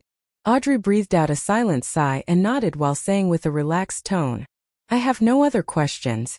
Alger considered for a moment and did not mention matters regarding the Aurora Order or the listener. Similarly, he shook his head and said, Nor do I. I have something. Klein didn't change his posture but said with a smile, It will require your cooperation. He had yet to turn off his spirit vision, and he immediately saw that the hanged man was showing signs of nervousness, while Miss Justice was too simple-minded to show fear or carefulness. Before they could reply, Klein comforted them, Don't worry. It's trivial. If it succeeds, it will be beneficial to you, so I wouldn't be paying extra remuneration. Go ahead. Audrey instinctively entered the spectator state, but she couldn't see through the thick gray fog engulfing the fool. As you will, Alger replied, steadying himself. Klein moved his fingers and smiled when he said, Previously, I said that we would do some experiments to enable you to ask for a leave of absence. That way, you do not have to worry if you have to be somewhere inappropriate on a Monday afternoon. That's our wish. Audrey loosened her tightly knitted eyebrows. Alger thought and said, What do you need us to do? You could try a piece of ritualistic magic during your free time. It need not be too formal. As long as you are in an environment that won't be disturbed, put 4 brand new candles on an altar, placed on 4 corners respectively. It's best if they are candles with a sandalwood scent. Put a loaf of white bread near the candle on the top left corner, a bowl of fenipater noodles near the candle on the top right corner, paella by the candle on the bottom left corner, and a desi pie by the candle on the bottom right corner. Use a silver knife to make a sealed spiritual environment. Klein described his modified version of the luck enhancement ritual, and taught Miss Justice how to create a spiritual environment for free. To be frank, as the ritual was targeted at himself, Klein believed that the former part, which was intended to attract the interest of an entity, could be omitted completely. However, he still worked hard to make the procedure seem important. Of course, it didn't comply with what old Neil taught about gods being second and oneself being third. Mix moonflowers, gold mint, slumber flowers, fingered citron, and rock rose together, then distill it. Extract it for its essential oil, then pour a drop onto each candle. Audrey listened with piqued interest as she recorded all that he said. When he was done, she asked, What about the incantation? Mr. Fool, what's the corresponding incantation? Alger stopped writing with the fountain pen in his hand as well. He turned his head to look at the fool. Klein, who was immersed in the gray fog, tapped the edge of the long table with his finger lightly and said calmly and monotonously in Hermes, The fool that doesn't belong to this era. You are the mysterious ruler above the gray fog. You are the king of yellow and black who wields good luck. Chapter 61. Strange symbol, the fool that doesn't belong to this era. The mysterious ruler above the gray fog. King of yellow and black who wields good luck. Audrey Hall recited the 3 descriptions to herself silently. She suddenly felt a tumultuous wave of emotion go through her, preventing her from maintaining her spectator state.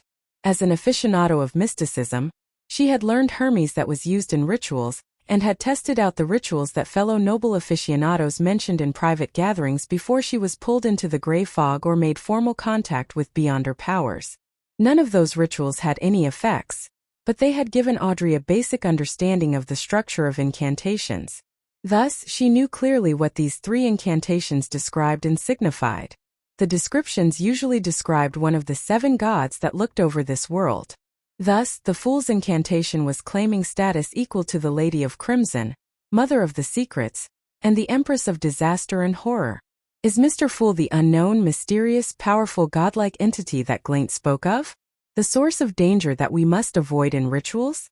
Audrey quickly recalled the comments made during the strange rituals which she and her friends did not dare attempt back then. She was momentarily at a loss for words. Alger Wilson, who knew and understood much more than Audrey, shivered from the bottom of his heart. If the ritualistic magic which Mr. Fool designed truly points to him to allow him to accept our requests, we would have to be addressing him with him. He is to be addressed in the third person, which is reserved for gods.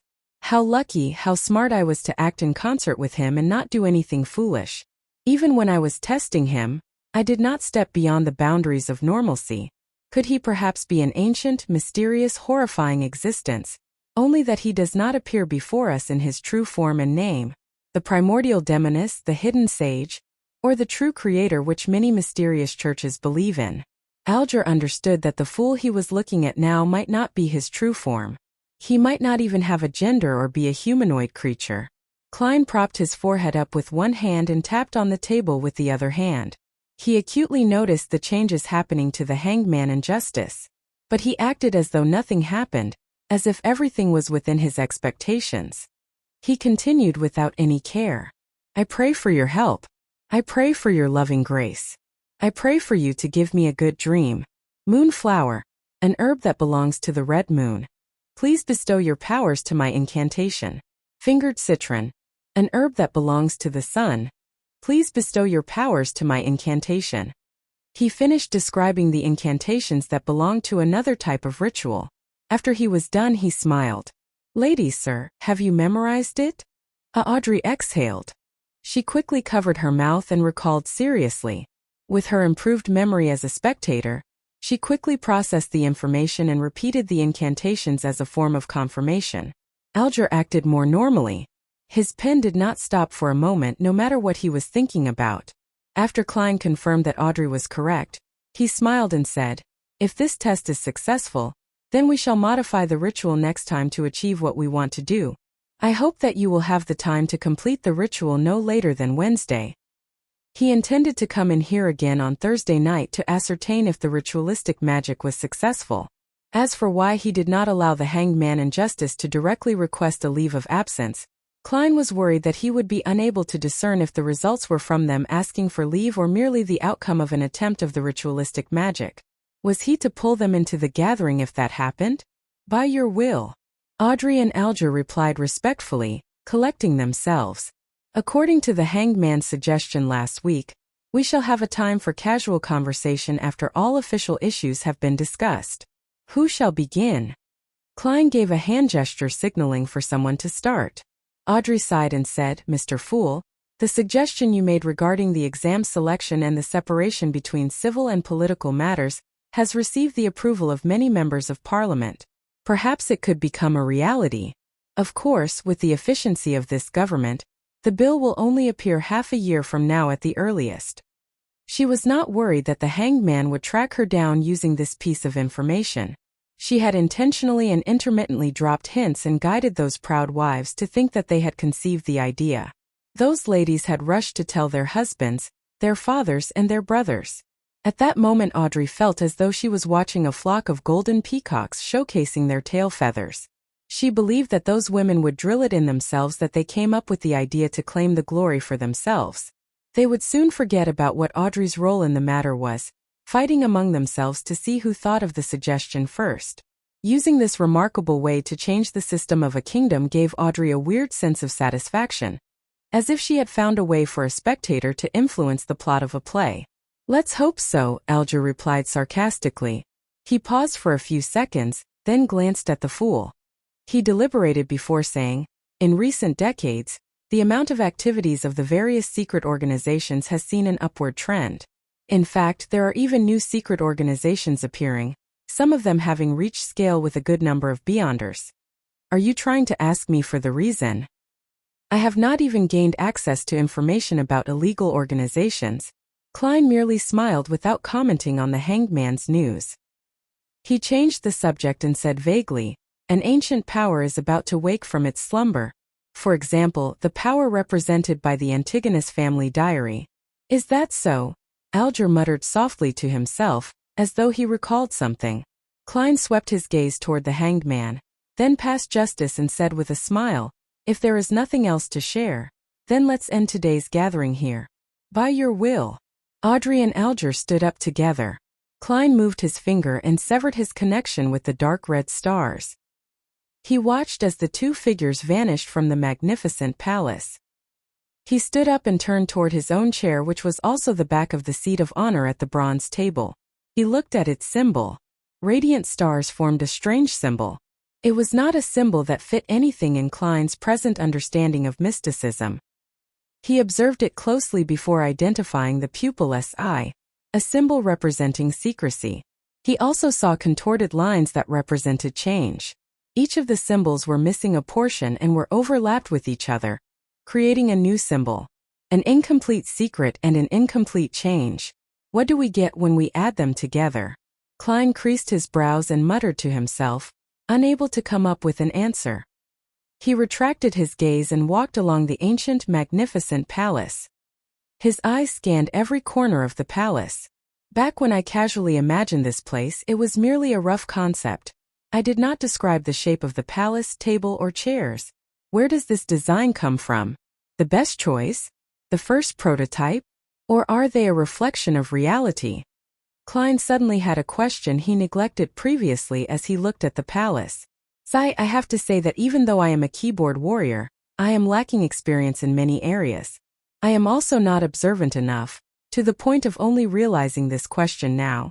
With such a self-reflection, Klein made a serious effort to examine every corner of the palace, but did not find any other living things or anything strange.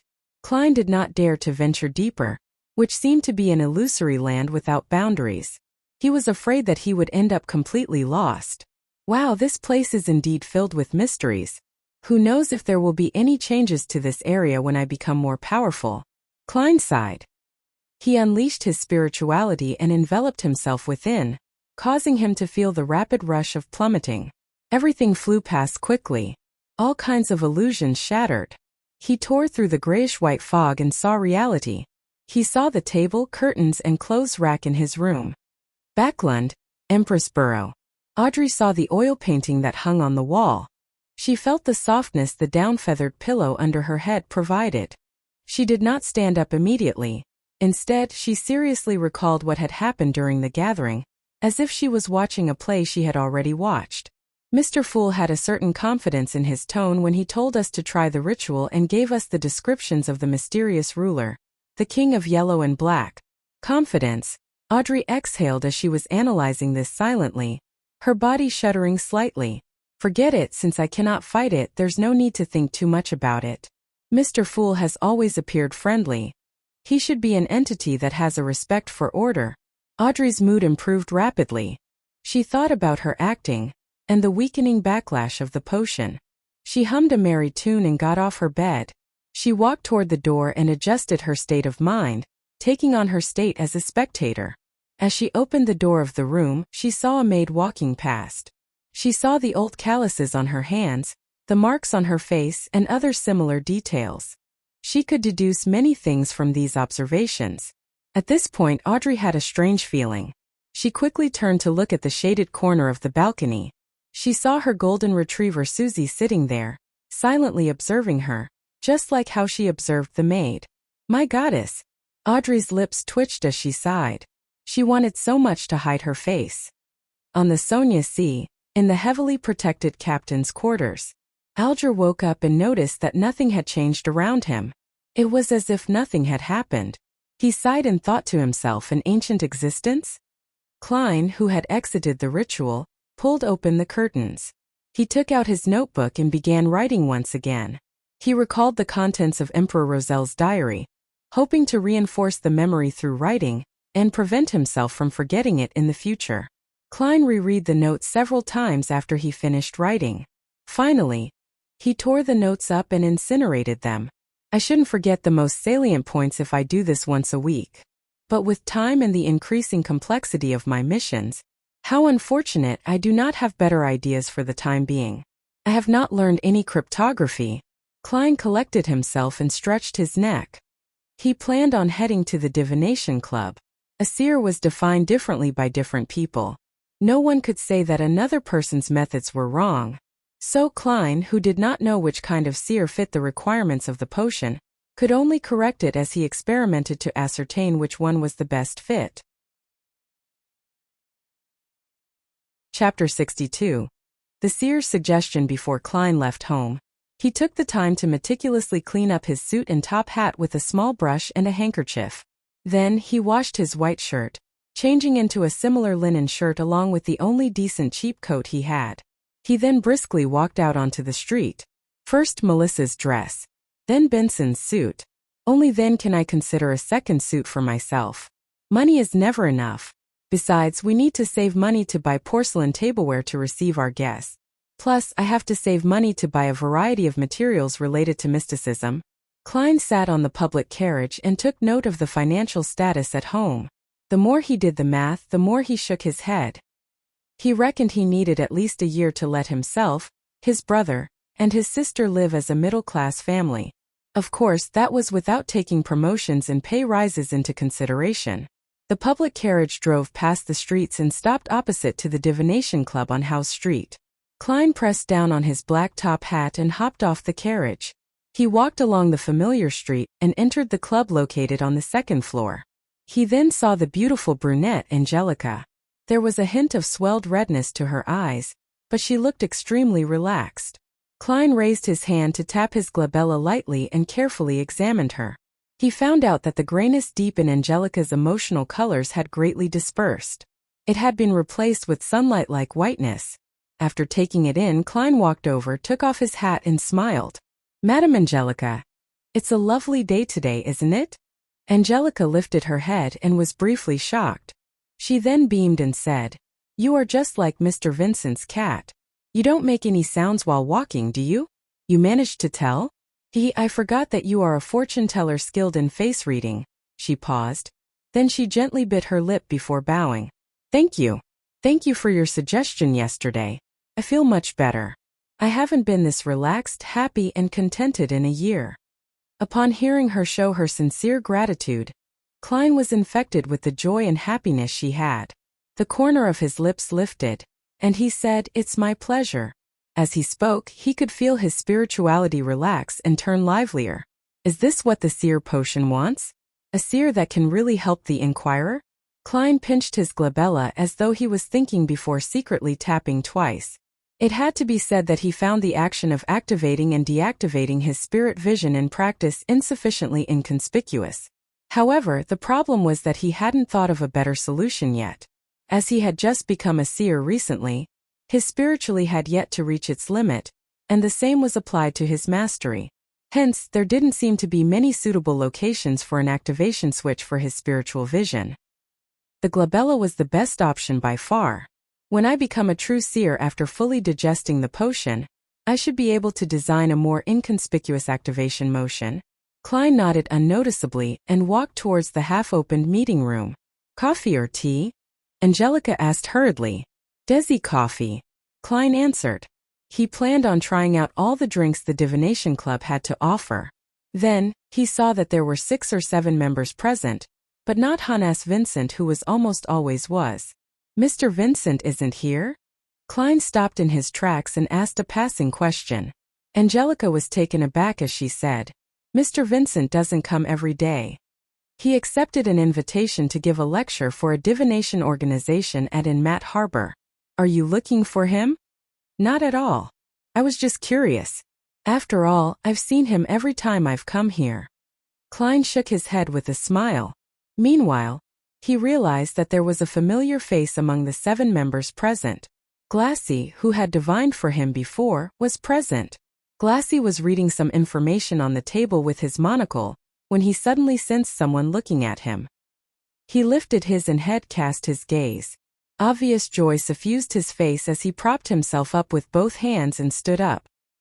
He dashed towards Klein and stopped before him. "Good afternoon, Mr. Moretti. I have been wondering if you would come today. I heard from Angelica that you are not a doctor, but a fortune teller who is good at face reading?" Klein smiled. "That's not the only thing I'm good at. Mr. Glassy, you no longer seem plagued by your ailment?" He pinched his forehead and tapped his glabella twice. He noticed that Glassy's health colors had returned to normal. Yes, I was very regretful for not taking your suggestion back then. Luckily, there is a very amazing apothecary near my place. He gave my wife a magical medicine which brought me away from death, Glassy said emotionally. As a quasi-member of the Nighthawks, Klein asked out of occupational interest, very amazing apothecary? Very magical medicine? Magical? How magical? Is it within the range of Beyonders? He said that it was a kind of folk medicine from Lemberg. In short, it helped with treating my illness a lot, Glassy answered, without noticing anything abnormal about the question. Folk medicine apothecary? Klein tapped his glabella as though he was thinking. What's his name? Where does he stay? As you know, even a fortune teller can't guarantee that they would remain in the pink of health all the time. Perhaps I will need to go to purchase some medication from him in the future. Klein learned from his teacher and classmates that the current health system in the world was in a nascent state. There was almost no cure to many diseases, so the magical medications and miraculous apothecaries still controlled the market. There was no harm in knowing more, since it could one day serve useful. Glassy answered honestly. His name is Lawson Darkwade. He has a tiny store at 18 Vlad Street in East Borough, named Lawson's Folk Herb Store. Thank you. Klein remembered it and spoke sincerely. Glassy turned around and invited him to sit beside him. At that moment, Angelica came over to serve the coffee she brewed. Compared to Southville coffee, Desi coffee is more fragrant, but has quite an inferior taste. Klein took a sip and savored it for a moment. Glassy hurriedly deliberated his words when he saw Klein put down his white porcelain cup. Mr. Moretti, can I request a divination from you? I will pay according to a price you set. 8 pence is sufficient. I will not raise the price out of the blue. Klein was hoping that someone would request his divination services. Do you need a divination room? All right. Topaz. Glassy led the way with much more familiarity. After entering the divination room and locking the door, Klein sat behind the long table. He asked in a serious voice, Mr. Glassy, what would you like the divination to be about? I have an investment opportunity, but the amount of money it involves is huge. If it fails, my family and I will take a heavy hit. I wish to know if it will be a successful investment. Glassy volunteered the information. I have divined using tarot cards previously. A divination after purifying my soul. The result was pretty good. Yes, I did the interpretation myself, but I did not violate the principles of those symbols. Klein thought and asked curiously, it'd be great if you could describe the entire situation once more and give me your information again. It'd be best if you have the other party's information too. We will do an astrolabe divination. All right. Glassy organized his words and said, when Mr. Lenevis examined the Hornacis mountain range, he discovered a gigantic mine rich in high-quality iron ore. He poured in all his savings to buy that land and hired a professional company to survey it. The result was a heartening one. He lacks funds needed for subsequent developments, so he formed a steelworks company and intends to apply for a loan from the bank using the project. At the same time, he will also issue a corresponding number of shares to raise its initial capital. The plan is still in its preparatory stage and promises fat returns. Klein, who had been reading the newspaper recently and also happened to be a history expert, knew that there were shares in this world. He also knew that the concept of shares was derived from Emperor Roselle. Yeah, him again. During the colonization of the southern continent, he had set up the Sibrin Company and solved the nation's fiduciary matters successfully by raising funds from the public through the issue of shares. As such, he had the first mover's advantage from colonization. Because the returns were great, this development continued on. For example, there were railway shares, mining shares, steam development shares, and so on and so forth. There were some that succeeded and there were some that failed. Hence, it catalyzed the formation of organizations like the Backlund Stock Exchange. Besides that, the Emperor Roselle had created national bonds, unit trusts, and other financial products. The former had become the most stable form investment, with a return of 4 to 6% interest. Klein remembered that Benson had once said that if he could inherit £3,000, there was no need to work hard any further. The stable annual interest of about 5% would result in an annual fixed income return of £150, roughly equivalent to Klein's annual income at present. This is known as rentier capitalism. Klein sighed and asked carefully, "Are you sure there's nothing wrong about this? Is Lenevis trustworthy? I've seen his property papers and the inspection report. There is the Civilals county government stamp and an endorsement of a professional company. Plus, inside Mr. Lenevis's office is a group photo of him with Sir Deweyville and the mayor." Glassy nodded in reply. Group photo? That doesn't mean anything. Klein, who was born in an era of information explosion, had seen too many similar incidents. He didn't buy the story because of that. However, it didn't matter if he believed it or not. He could only pick up a pen and draw a corresponding astrolabe according to the crucial time and information that Glassy had provided him with. After a long while, Klein pointed to the astrolabe and said, "You should be able to tell that this will be a very unsuccessful endeavor. Below the flourishing surface is a cliff, a chasm. My divination suggestions going around it to avoid it." Glassy fell into silence, his mouth turning agape a few times before he closed it. A few minutes later, he said with a rueful smile, "I'll consider it carefully when I'm back." Upon hearing this answer, Klein could only shake his head with a silent sigh. He realized the helplessness of a seer. A seer could only give suggestions and not make the decision for others. Just as the two left the topaz room, Angelica walked over and said, "Mr. Moretti, someone wishes for your divination." When she said that, she added with a whisper, "He did not ask for my recommendations, nor did he view the album. Has my reputation spread?"